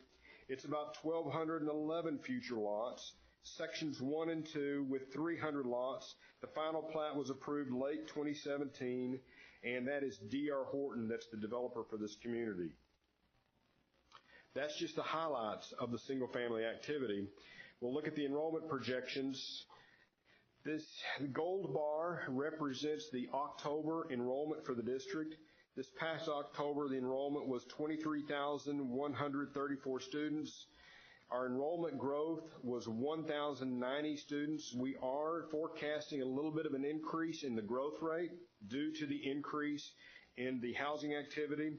So we're forecasting next year's enrollment would be 24,271. That's a growth of about 1,137. In the next 5 years, the district will likely add 6,621 students. That'll put your enrollment in 2022-23 at 29,755. During the next 10 years, the district will likely add over 14,000 students. That'll put your enrollment in 2027-28 at 37,230. This is what the projections look like with your current campuses. So it does not include the addition of the campuses that are likely going to open next year. And so what you're going to notice is this past October, we grew 531 elementary students. You can see we're growing between 500 and 600 elementary students a year. You're almost growing an elementary school's worth of kids every year. And good news, bad news, however you want to look at it, you're going to be needing to add schools, change boundaries. It's going to be a consistent pattern that the district is going to experience for the foreseeable future. Those yellow cells is when those campuses exceed the capacity. The green is when it gets to within about 5% of the capacity. There again, when you think back to that housing data, you've got multiple elementary zones that are building more than 200 houses a year. That's what causes that yellow to just be scattered all across your district. At the secondary level, you can see this is based on your current middle schools. You've got 5 middle schools. All 5 of those middle schools will be at or exceeding capacity in 2019, and by 2021, all would be overcrowded. At your high schools, both Byron Nelson and Eaton will be overcrowded within 2019. Now keep in mind the bond package that you approved last May does call for the expansion of the high schools. There is some expansions at the middle schools as well that when you get all of your bond program done, it's going to take care of your enrollment needs for the next 3 to 4 years. So you passed a bond election in May of 2017. That'll cover about 3 to 4 years worth of growth once you get those campuses and the expansions operational. I'll summarize, then go back and we can answer questions and have discussions. The Fort Worth unemployment rate is below 3.5%, so we've got a very strong local economy. We do not anticipate any changes with job growth for the next 2 years. So I think we've got consistent, dependable job growth already entrenched and in place for the next 2 years due to the relocations and the expansions of the businesses in the north part of the Dallas-Fort Worth Metroplex. The district closed roughly 1,850 new homes in 2017, which was a rise of almost 45% from a year ago. So we've seen very strong closings in the last year. Hawthorne Meadows has started home building at the end of 2017, and Wellington will start homes in the first quarter of 2018. So definitely that 287 South Corridor, we're seeing a pretty strong surge of new lots and new development in that part of the district. Northwest ISD has more than 1,900 lots to build on, and groundwork is underway on about 2,600 more lots that will be delivered within the next 4 to 6 months. The projections for next fall the 5-year projections call for an increase of about 6,600 students during the next 5 years. That'll put your enrollment at 29,755, and in 10 years, the district will likely have more than 37,200 students by the 2027 school year. I'd be happy to answer any questions. Just a couple quick questions. On that first slide, you showed the job growth and then annual home starts. Mm-hmm. What's that doing to property values? Do you know a percentage that is rising year over year? We have seen growth in property values that in Texas we've not seen what we've seen in the last 3 to 5 years. We are starting to see signs that construction cost and the cost of new homes is starting to level. So should the new home cost start to level, then I think we'll see the existing home sales start to level too. But the reality is it's back to supply and demand. As long as we continue to have such strong job growth into the DFW Metroplex, so the demand for housing is so strong that those prices are going to continue to kind of be floating up because the demand is so strong. The other factor with that is, like the Toyota relocation, a lot of those relocations are coming from California. That was going to be my next question. What's driving this? What part of the country is driving? Toyota relocations, some of those are coming from California. Mm-hmm. And then you've got the other, like Liberty Mutual, State Farm, TD Ameritrade come from outside of the state. And so therefore, they're used to paying higher prices for homes. So therefore, that's what's allowing these sellers to get the list price. In many cases, we're seeing sellers getting above list price because of the competitiveness of buying these homes right now. Yeah, good, because as a taxpayer, it scares me every year. I see the 10% increase in my property tax bill.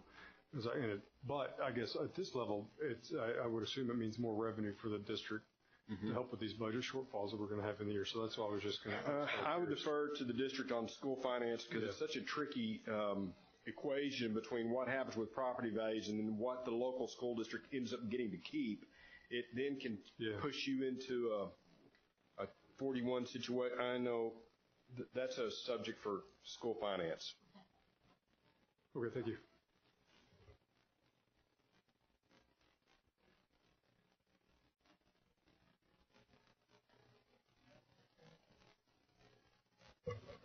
Thank you, Mr. Templeton. You're welcome. Good job, Bob. Thank you. This is to 13B, Northwest ISD Education Foundation Communications and Advertising District Effectiveness Report. Dr. Warren? Emily's presentation begins on page 166 in your folder. She's going to give you her normal update on her department and her new responsibility as the MET Executive Director. Sorry. Yes, I'm excited this evening to be able to present our department successes and some things that we're working on.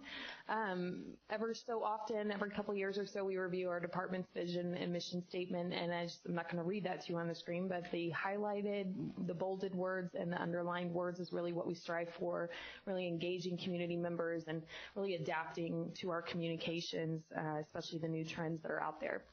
So this is a look at our department responsibilities. We do have the 2 big additions that we'll focus on in this report, which are the Education Foundation and then the advertising and marketing.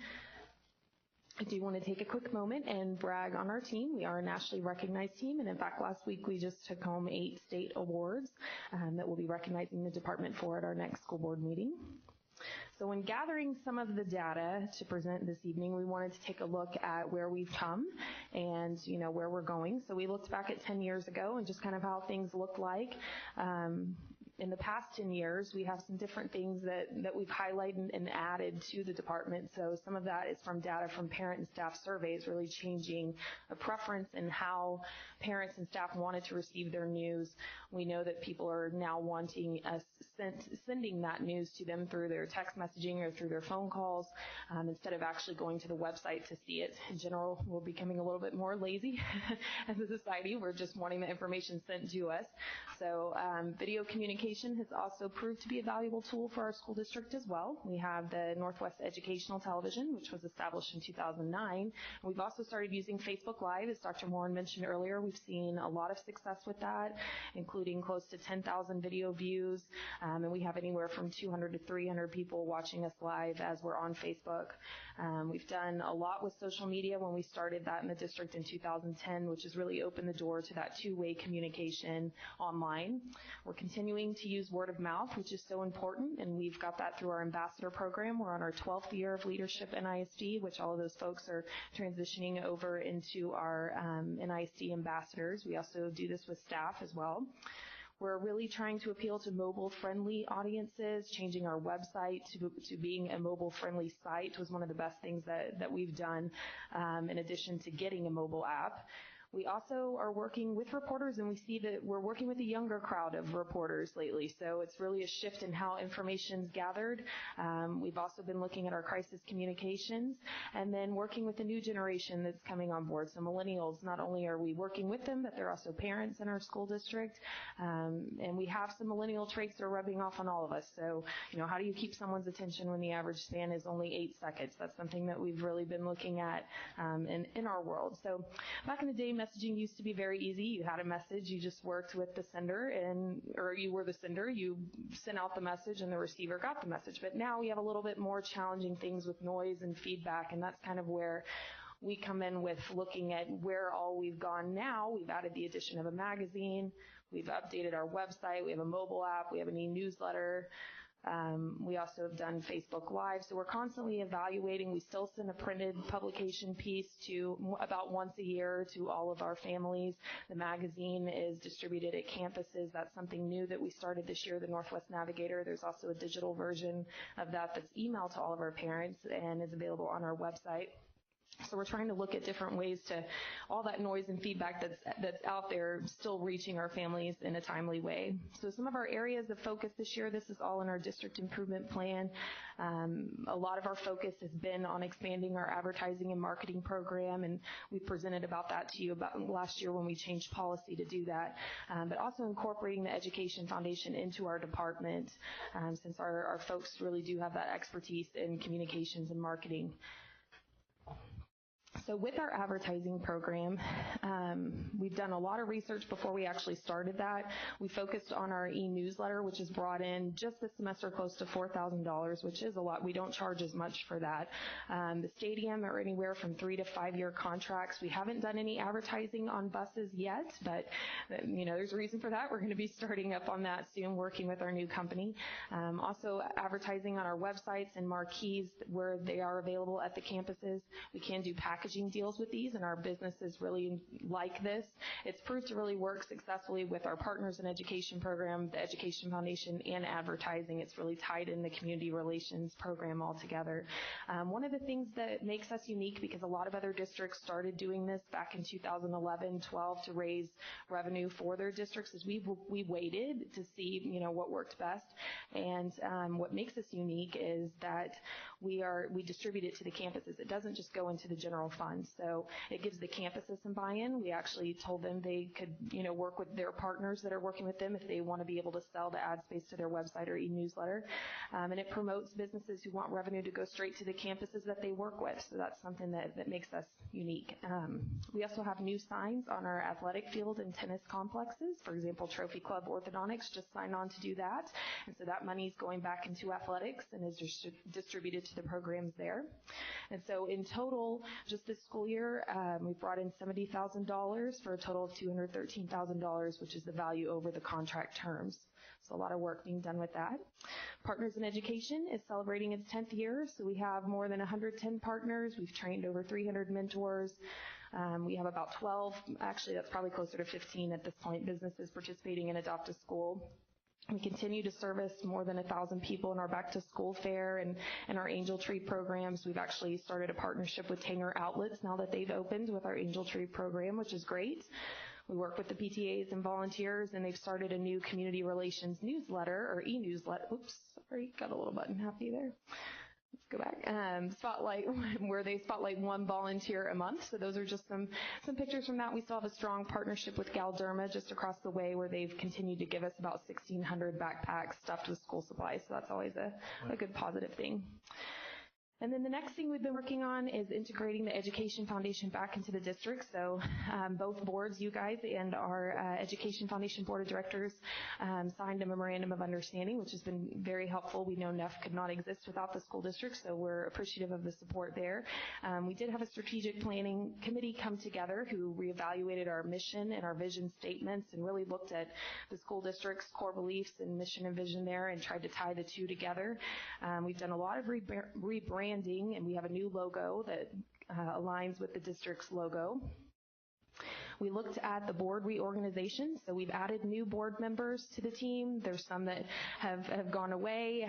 We have a total of about 28 board members. In fact, this week we have an NF board meeting, and we'll be doing orientation for 4 new members, and we think they're really making up a good representation across all 3 counties and the towns and cities we served. So we did a survey with our board members, and we've also surveyed our staff, and we just found some areas of good successes and areas where we need to improve. And some of that was just better defining who we are, because we know that brand awareness really leads to that engagement in the community. So truly knowing who we are before we can go out and start fundraising and asking for big dollars there. So some of the changes here, as you can see from the executive committee of the board, we've got 4 different components that come out into that. The programs, which really work with grants and scholarships. We have marketing and events, development, and then the finance and governance. And there are vice chairs of each of those that oversee those committees. So in our strategic goals, the strategic planning committee came up with these as well, and there's a process in place to review these every 4 years, similar to what we do with the district's strategic goals and vision and mission. It's the same for the Education Foundation. So these are some of the successes that the foundation has seen just this year. Most recently, the Education Foundation was named the Northwest Metroport Chamber of Commerce Heart of Region Award. So that was exciting. It's up in the top left corner.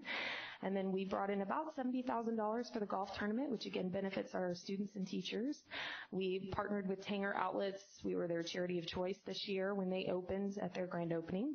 And then you might remember when South Lake Barnes & Noble donated books. So we've had a lot of good things happening. I think the biggest thing that's been great to see is we donated or gave away $88,000 in grants to our teachers. And then we've been trying to find ways to really raise awareness and show our teachers appreciation, offering Jeans Days. We had board members bringing by different treats across the district for our teachers as well. So really looking at the impact on students, at the next school board meeting, we'll actually do a check presentation to the school district. We're donating $7,000 for AP testing, so that's something that's really exciting. We also had our NEF board members presenting with students from Steele Accelerated High School at Expo on February 22nd, just talking about ways that promoting our student scholarship opportunities. We have, as of now, actually this number has increased to 60 applicants, and it's open through March 30th. So we're really spreading the word, trying to encourage people to apply for scholarships. We also offer internships for students and have heard some interest there. And then I think we've really come full circle. We have a new community relations specialist who is, her position is full-time to the Education Foundation. She's actually a graduate of the school district and received a scholarship from the foundation. So it's neat for her when she goes out and talks about that. So the impact on teachers, we're really working on that as well to really explain the awareness of the foundation, you know, what NEF does. The grant application process, we're changing quite a bit, that timeline and feedback. That was something really important to us, was getting feedback. We had close to 100 applicants this year, and we wish we could be able to fund all of them, but we did have to get back to about 65 or so to let them know why we couldn't fund theirs. We also have our employee giving campaign, which occurs each year. We brought in about $44,000 on that this year, and the foundation matches that through innovative teaching grants. So that's something we've been working on as well. So save the date for April 28th. That's our upcoming gala. We hope that you will celebrate with us. We have a good program that we're planning for, so stay tuned for more information. And just a couple challenges that we'll end with. One of the things that we see with communication is just monitoring news hits and really fake news. That's a big thing that we hear about. We do have a news monitoring service that we pay for. That's one of the best things that we spend dollars on in our district, because that keeps track on how many times we're in the news. We have different keywords that we can plug in, and so this goes with social media sites as well. But even research shows that 60 to 70% share a link based on reading a headline only. So I'm guilty of that. I've actually done that before. So I'm sure other people have as well. So just that's that whole fake news and making sure people, see what's real out there. Also complying with ADA website mandates. We have a system for that as well called Cite and Prove that makes sure that we're doing that on our website. And also if we have any broken links or anything that doesn't go where it's supposed to go, that fixes that as well. Really trying to stay proactive versus reactive with social media sites. So we're hoping to use our ambassadors more and really listen, showing that impact of crisis communication. That's something that we're updating is our crisis communication plan, and then working more into how we're going to communicate that and train staff. We're also setting trends of fundraising and how to incorporate mobile donations. So that's something else that, in addition to the launch of an annual campaign for our Education Foundation. Any questions? Sorry, I went through that quickly, but I know y'all are tired. Emily, I was going to say the crisis management plan, you can see that in effect with Byron last week, especially the one ambassador that got on the parent page and kind of calmed everybody down. Yes. Good job on that. Oh, good. Thank you. And I just want to say thank you for all of the things that your group does, because the communication is so important. Thank you. Thank you. Thank you, Ms. Coughlin.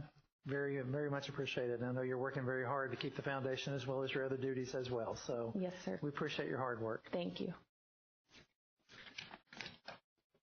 Okay. Anybody else? No, we're good.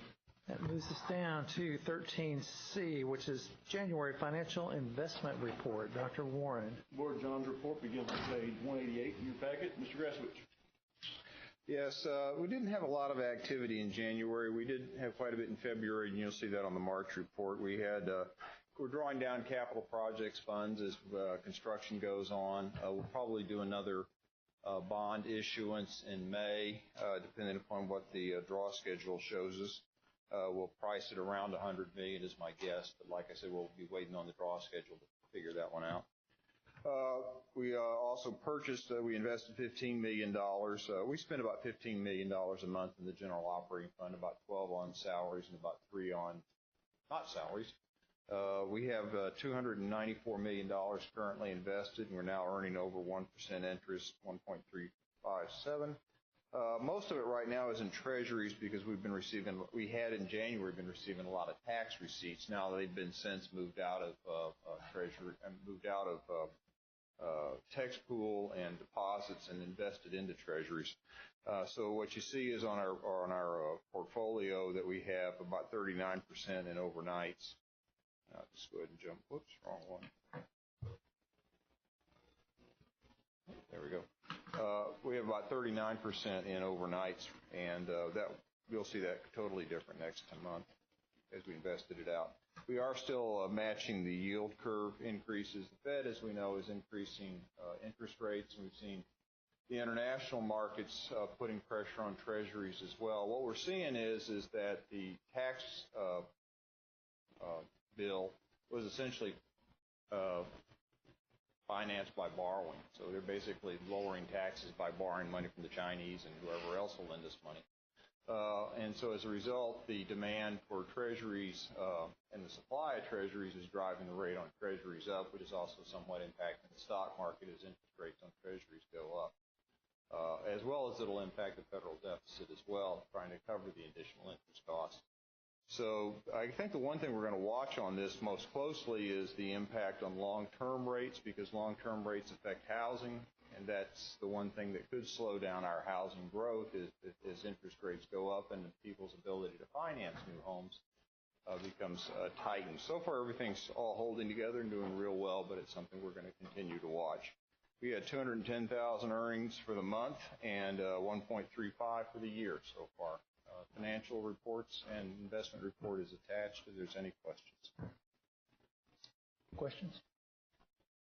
Just a clarification, John. Sure. This capital projects fund is what you are recommending that we take advantage of as we go into this bus?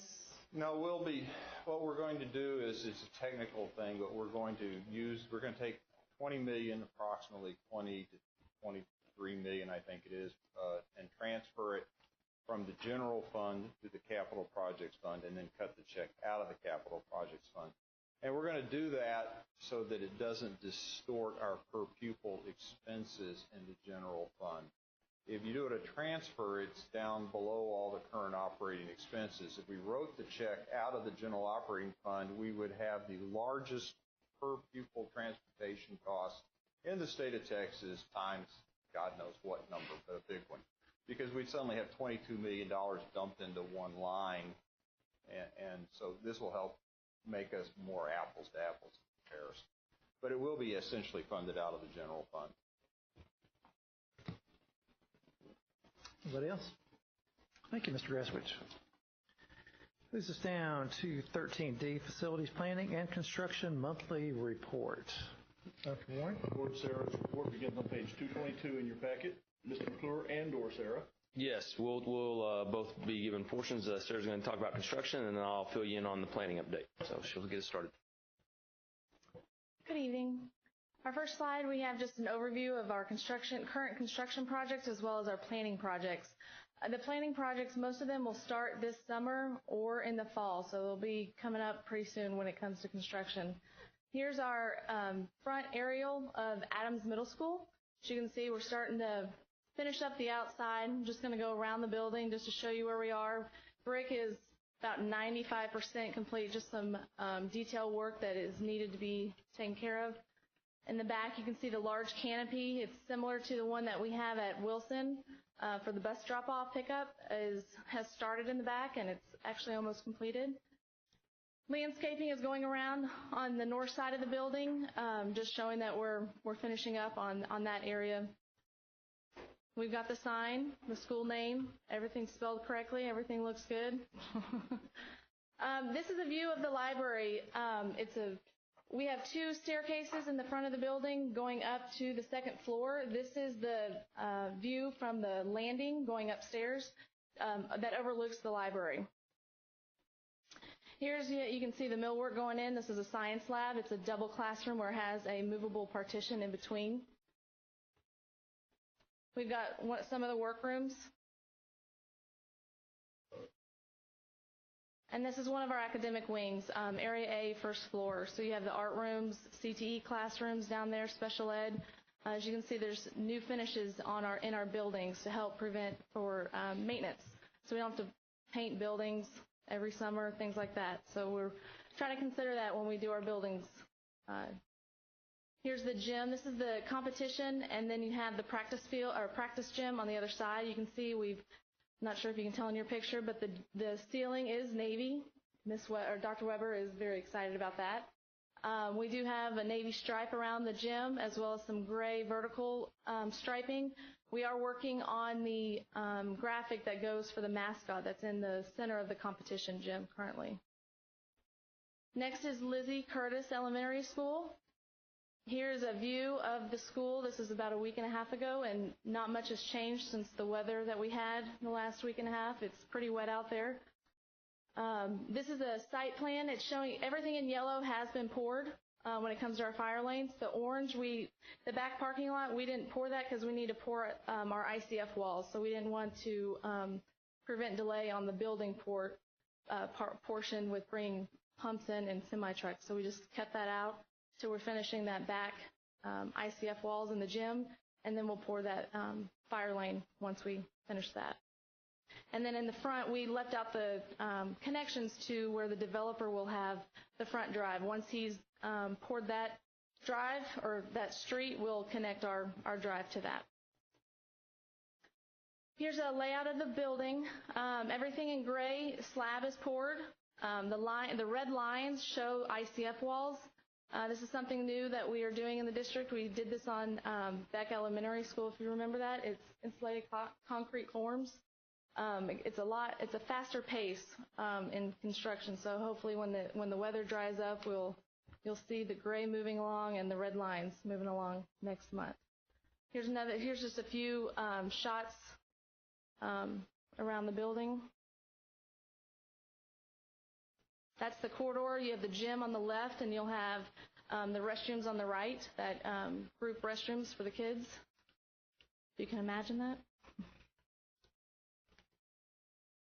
Then we have Hughes addition. On the left, orange is showing where we're doing additions or renovations. On the left is the smaller classroom addition, kindergarten, first grade. On the right, that'd be more, that's for the art rooms, music room, and the older classrooms. And then on the bottom portion, it's the addition to the gym and cafeteria. This is the back drive where you have the addition going on for the cafeteria. We started on the cafeteria side, leaving the gym open for egress for the kids. Hopefully finishing that up in April to where we can move to the gym expansion towards the parking lot. Here's our infamous courtyard. You can see the electrical lines on the right-hand side. Those are brand new lines. We are moving in that area. We are very close to starting the turf, that is the artificial turf that's going to go in that courtyard. This is the smaller grade classroom addition. As you can see, it's pretty wet out there. Nothing much is moving out there right now. Here's a closer look at the cafeteria addition. We tried to tarp it, but didn't work. We do have 100% grade beams. We were just waiting for it to dry out to lay our carton forms and pour the slab.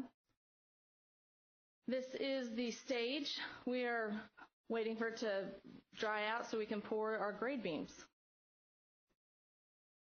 This is the little classroom addition that was on the left-hand side of the floor plan. We're about 50% when it comes to grade beams on that area. Any questions on construction?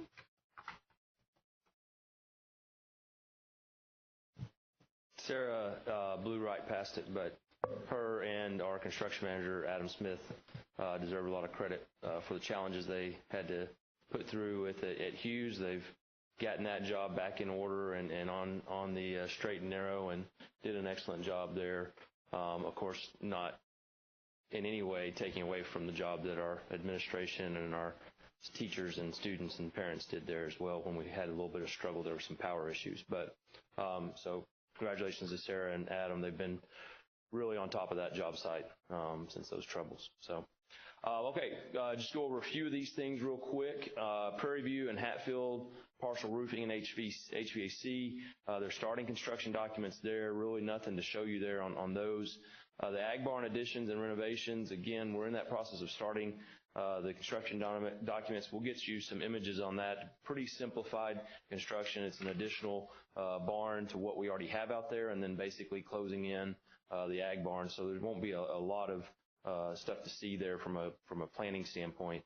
The natatorium, we're moving ahead on that. In fact, quite interesting. I got a call or an email today actually to rent the natatorium for water polo, I think it was. I don't know.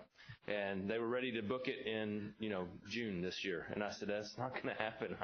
We were 2 years away. So, anyway, so the word is on the street already. So there are folks out there. In fact, the Coach Melbourne over at Byron Nelson actually emailed me after that request and said, I think that's the only water polo team I know of in the entire DFW area. And they already are trying to get in with us. So, so we're in the process. We did site visits. We've sat down with both the athletic department and Coach Melbourne. He's been our swimming guru to help us along this process.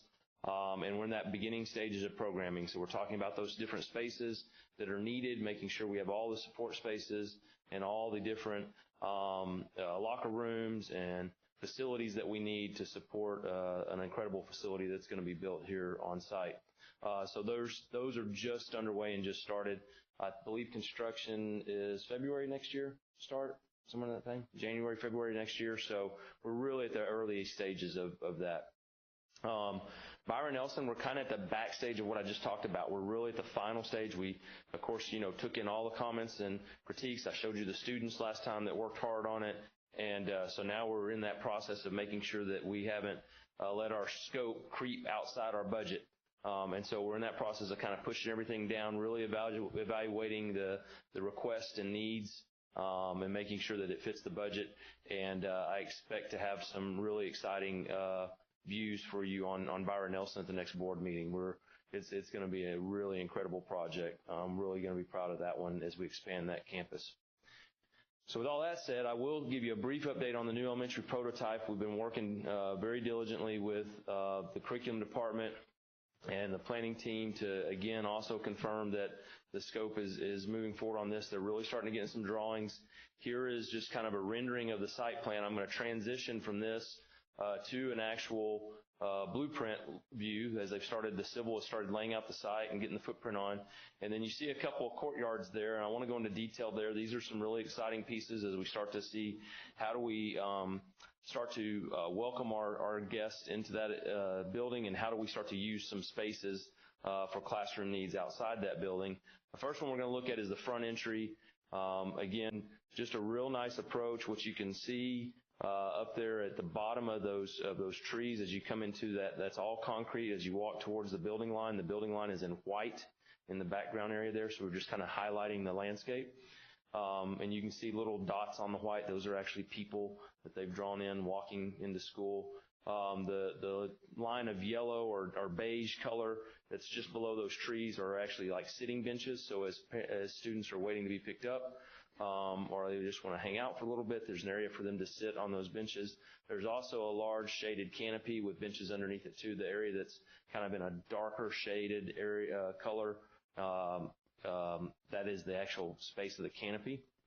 And then we've just got some other landscaping elements adjacent to the building as you walk in to the approach there. Then as you move to the back courtyard, as we went through this process with the design team and with all the students and staff across the district and talking about what do we want from outdoor learning spaces, this is the area, obviously, the circle. These are some precedent images that kind of popped up, and again, not to say that everything you see in these images is what we're getting, but these are the images that they used for inspiration as they started talking about what goes back into that area. So you see some amphitheater areas, you see some terraced areas, some playful landscape and architecture, landscape elements that allow students to, walk on a log or sit on a rock, those type of things. And then you've got some harvest elements in there too. The upper right corner, the kind of flower, that's the harvest emblem. You've got some of the picture right below that is some kind of trellis work there that's throughout the harvest community. And so some of those elements is what we're really picking up on as we start to look into what this courtyard offers our students. So what you're seeing here in the white area, again, is the building outline. The first circle you see it closest to the building, so page right, that has the harvest kind of imprint in the concrete. That's right outside that makerspace. That little jutting out of that building right there is the makerspace that connects the outdoor courtyard to the library. And so what you have there too is you see a series of benches. So ultimately this becomes an area that students could have a class, students could go out there and have a presentation. You have this kind of space where the makerspace will open up to that area, so you could do little evening presentations or lots of activities that could happen right there. Directly to the south of that, you see an area that's dark green and dark gray, and that is, the dark gray is concrete, and the dark green is actually, we're looking right now at artificial turf, but that is underneath the building line of the second story. So that's all shaded area. That's right outside our pre-K and PPCD areas. So we're giving our kids an area to go out and be on concrete or be on some turf product in a very protected element for some of those kids that want that outdoor feel, but to be able to be protected from the shade and stay in close proximity to the building line. And as you move away from the building, you see kind of this cream-colored elements, and you see some diagonal lines and some straight squiggly lines going north and south. That's those logs we talked about. They're learning logs and learning rocks, so students can kind of walk on those and climb on those.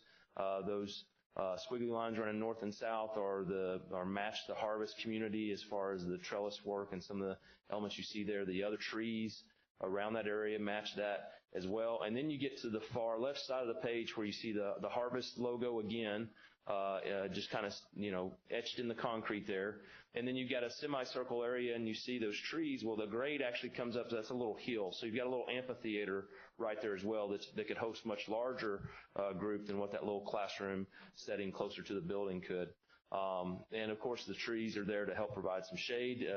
Obviously they'd have to mature a little bit. They won't be that day one, but as they start to mature over the years, that becomes a really nice setting to be able to go out and have some lecture style or some presentations in an area where people can sit on the grass underneath the shade and watch those presentations happen. So really exciting stuff here on the landscape side. Showed you this last time. We were still working through this elements. We show these kind of nest elements and this kind of tree of life deal in the library. We've taken a few things and moved and advanced that design concept. So I just wanted you to see what we kind of talked about last time.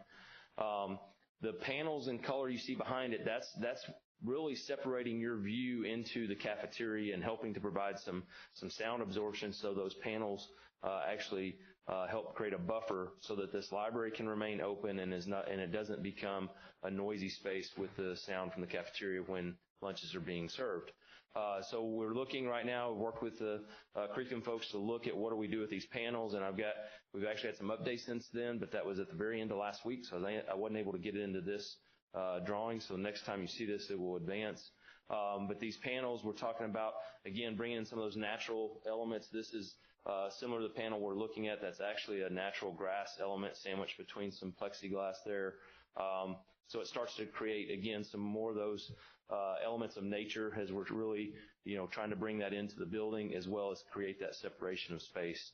And maybe a mixture with color. We've also talked about putting some sayings on there or putting the school name across there. So lots we can do across that area to still give it an open feel, still be semi-transparent so you can see what's going on in the cafeteria, but reduce any noise transference from the cafeteria across to the library. So, excuse me, here's the latest. We've kind of taken those nests and moved them more to the ground to create little reading nooks along the ground and a little place and steps where so you could set a class up in a almost a theater style seating, and in these nooks, and a teacher or the librarian or anybody could be sitting at the bottom of those steps and reading to the students, or it gives the students multiple areas to grab a friend and a book and go climb up on the stairs and read together, but still helps to kind of create some privacy for the library while still keeping an open feel. And then not having to get to those through a second story access, bringing those elements that we want to be those exciting places for those students to want to go learn and read to happen at ground level, so they're not having to actually leave the learning commons and head up to the library. And so that is the end of the planning piece. Any questions or comments? I'm happy to field.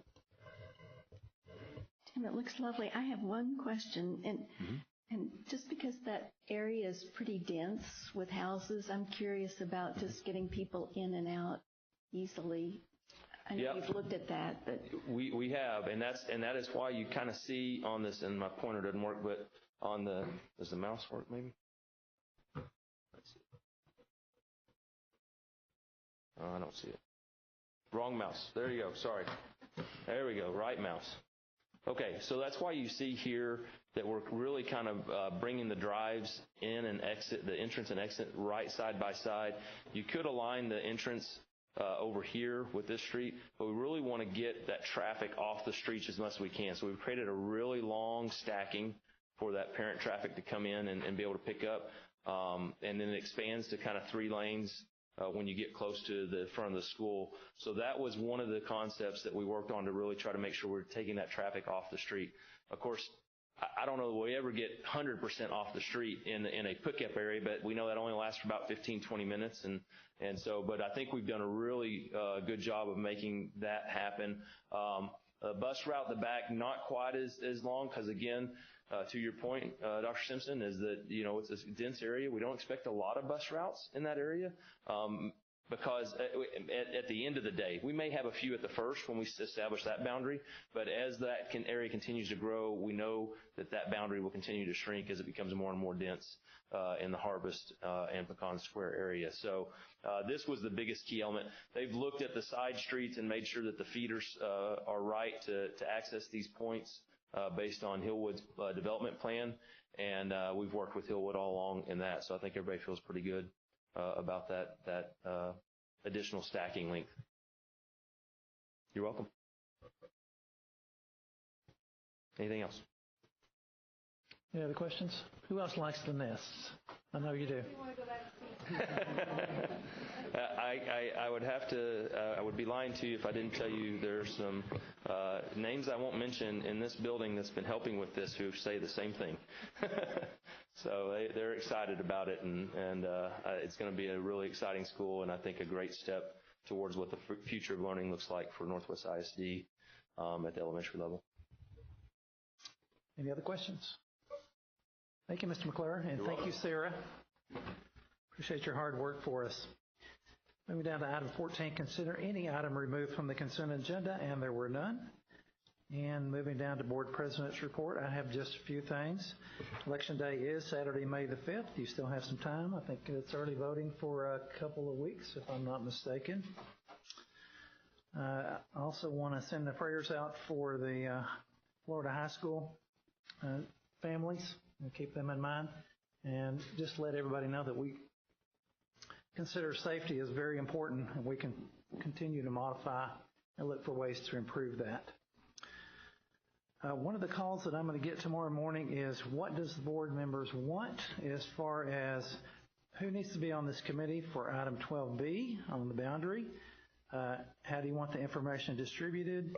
Do we have an end result in mind? Because basically we have 3 weeks from today, and one of those weeks is spring break. So I need to know something pretty quick tonight if you have it, but if you don't, by close of business tomorrow for sure, because Tim's going to need to let people know how this information is distributed, who else is on the committee, how soon we can get a committee meeting together, get feedback, and get back here by the 19th of March. Any other questions on that before I turn it over to Dr. Warren? Nope. Okay. Moving down to item number 16, Superintendent's report. Dr. Warren. Just two things for me, Board. Number one, pretty much one of the most important initiatives that we will have since I've been here. This coming Friday and Saturday, we're going to be participating in our strategic summit. It'll be here in our administration building, and I believe you've received the materials to be able to do that. Both of those days are posted meetings, so you have no worries about coming in and participating. If we get more than 3, if we get 4, we'll just stop the meeting, call a board meeting to order, and then we'll be good to go. So you have no worries about staying all day, both days, popping in, popping out, whatever your pleasure is on that as we do that, go to do this, do the work of our future. So that'll be a really, I'm looking forward to that. Let me go a little further than Mark did on the communication suggestions for our boundaries, because I think we need to have a discussion now. Board, you're not going to find a better plan that was presented to you by Tim and his work with the committee. I know how many hours they spent on this. I know how much data they looked at. I know how much of Bob's work that they looked at. So that plan is pretty succinct in the needs of our district, both next year and in the future. Second thing is, you're not going to find a better plan that Dr. Thornell laid out as the instructional leader of our district, as a father of Chisholm Trail, the staff that has helped him do that, and the commitment that we're going to make to that campus. So there's really not a better system that's going to be in place to make sure Chisholm is going to fly. So basically the failure in all this is my communication. It's my communication with you guys. It's my communication with our communities. And usually that's pretty much a strength of mine, but I failed this time, so I'm going to own that. I don't think we can wait 3 weeks for this decision, guys. I think that puts us behind, and mainly just from a personnel standpoint, getting the very best people moved around our district, and then getting the very best people into our district than we can. So let's, if you can, I really, really do need to have a conversation and let me know your expectations, because I would recommend to Mark with all my heart that we call a special meeting next week and we get into this again. And between now and then, I will blank out my calendar, of which there's a few things for me to do between now and spring break, but I will blank out my calendar and I will do everything that you need me to do to make this decision right now. And you need to understand this. I am not going to override the committee of what the work that they did, because number one, I trust the committee that we put together, and I trust the decisions that were made. And then number two, I will not override the committee in putting children on buses for that long, because that's the only way to solve this, is to spread that area out and put kids on buses to go up to Chisholm, because there's just no other there's just no more kids in that area, and I'm not going to do that. So I guess we didn't have I shouldn't have gone with the silence. I shouldn't have let these last 2 weeks go and assumed that y'all did not have issues and not reach out to you. So again, I'm owning that. So what can I do in the next week, in the next week and a half? We can call a special meeting anytime between now and spring break, and I will do everything I can to make you understand the work that has been done over the last 2 months is the most viable plan, not only for first to take care of Chisholm, and then second, to make sure that the other 1,000 students and 2,000 parents have the answer that they're counting on us to make tonight to make sure they understand where they're going to school next year. So I need guidance from you. You need it tonight, or you need it? I'd like it right now.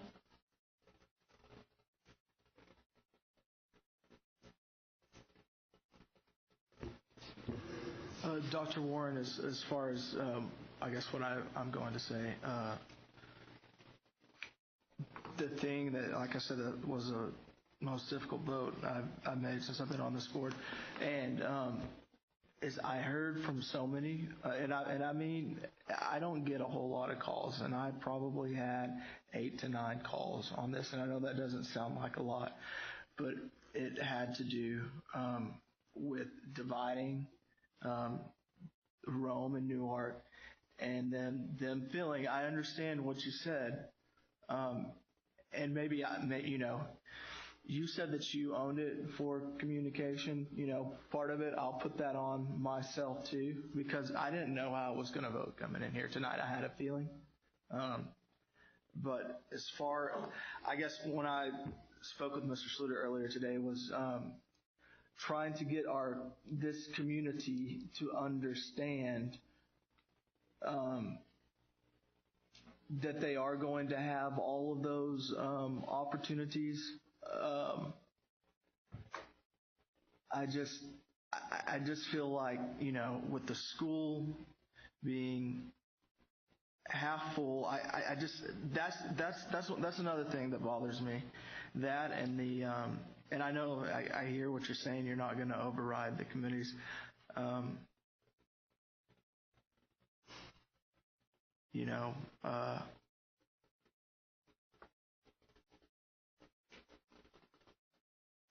don't know.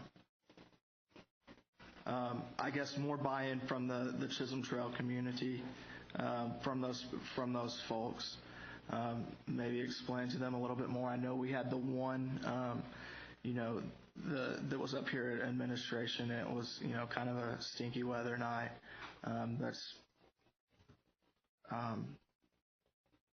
I don't know. I could use some help from some the other people that had concerns as well.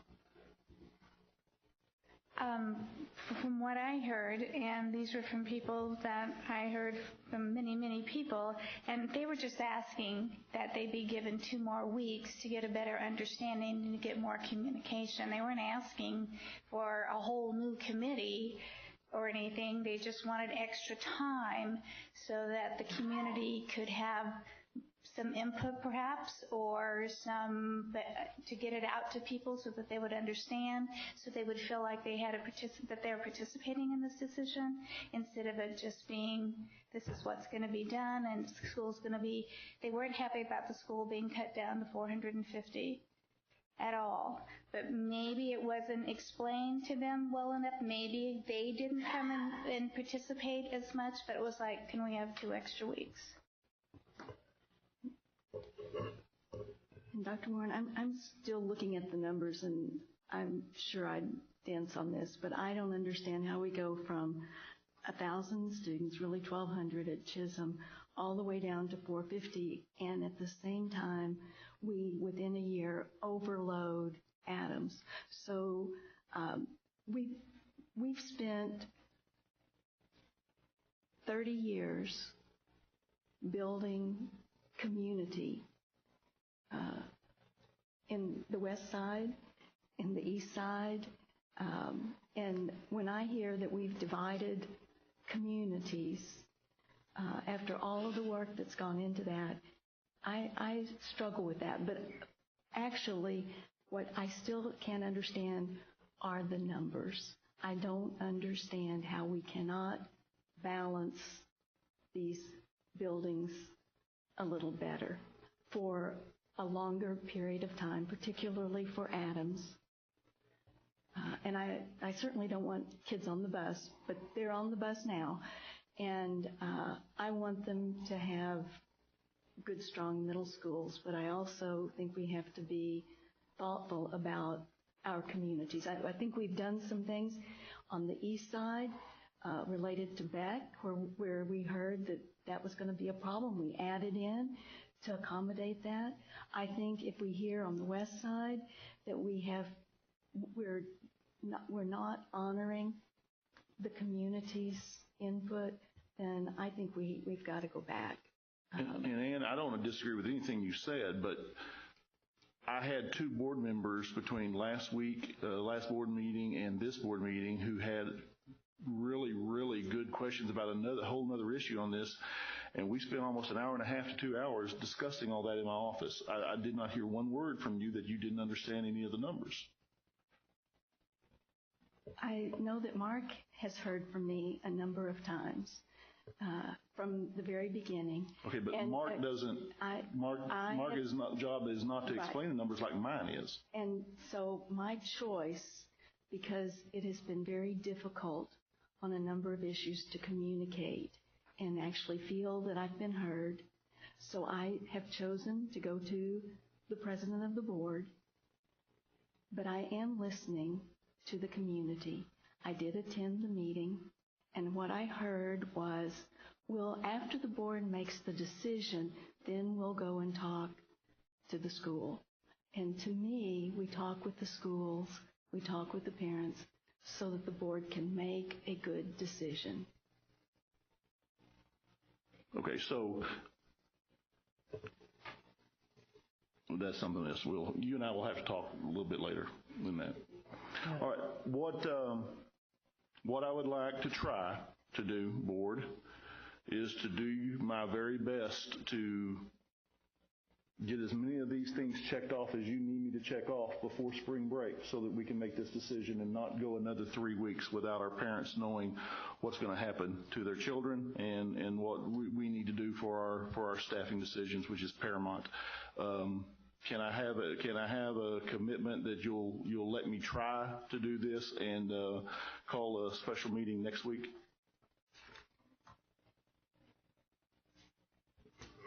Dr. Warren, how much time do we need to give the community for a special meeting? How much notice? 72 hours. 72, okay. Just because the schedule's in flux, so but I'll make it work. Sure.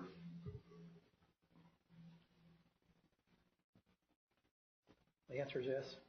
Yes, it would have to be on the Wednesday of next week. Okay.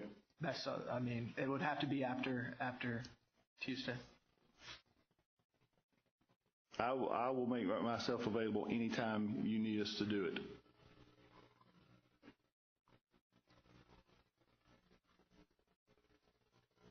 let the board members get a chance to meet with you and discuss any issues. Is there anything publicly we can do? These ladies that are here today, can they spread this word of mouth, or does something need to come out of the schools? That would be the first stop for me, would be the communication with the PTAs, with the parents that are there, with the parents who will be there. Okay. So why don't you take a look at that, Dr. Warren, and then we'll try to figure out when we can schedule that special meeting. Perfect. That's all I have, Mr. Schluter. Okay. Move. Oh.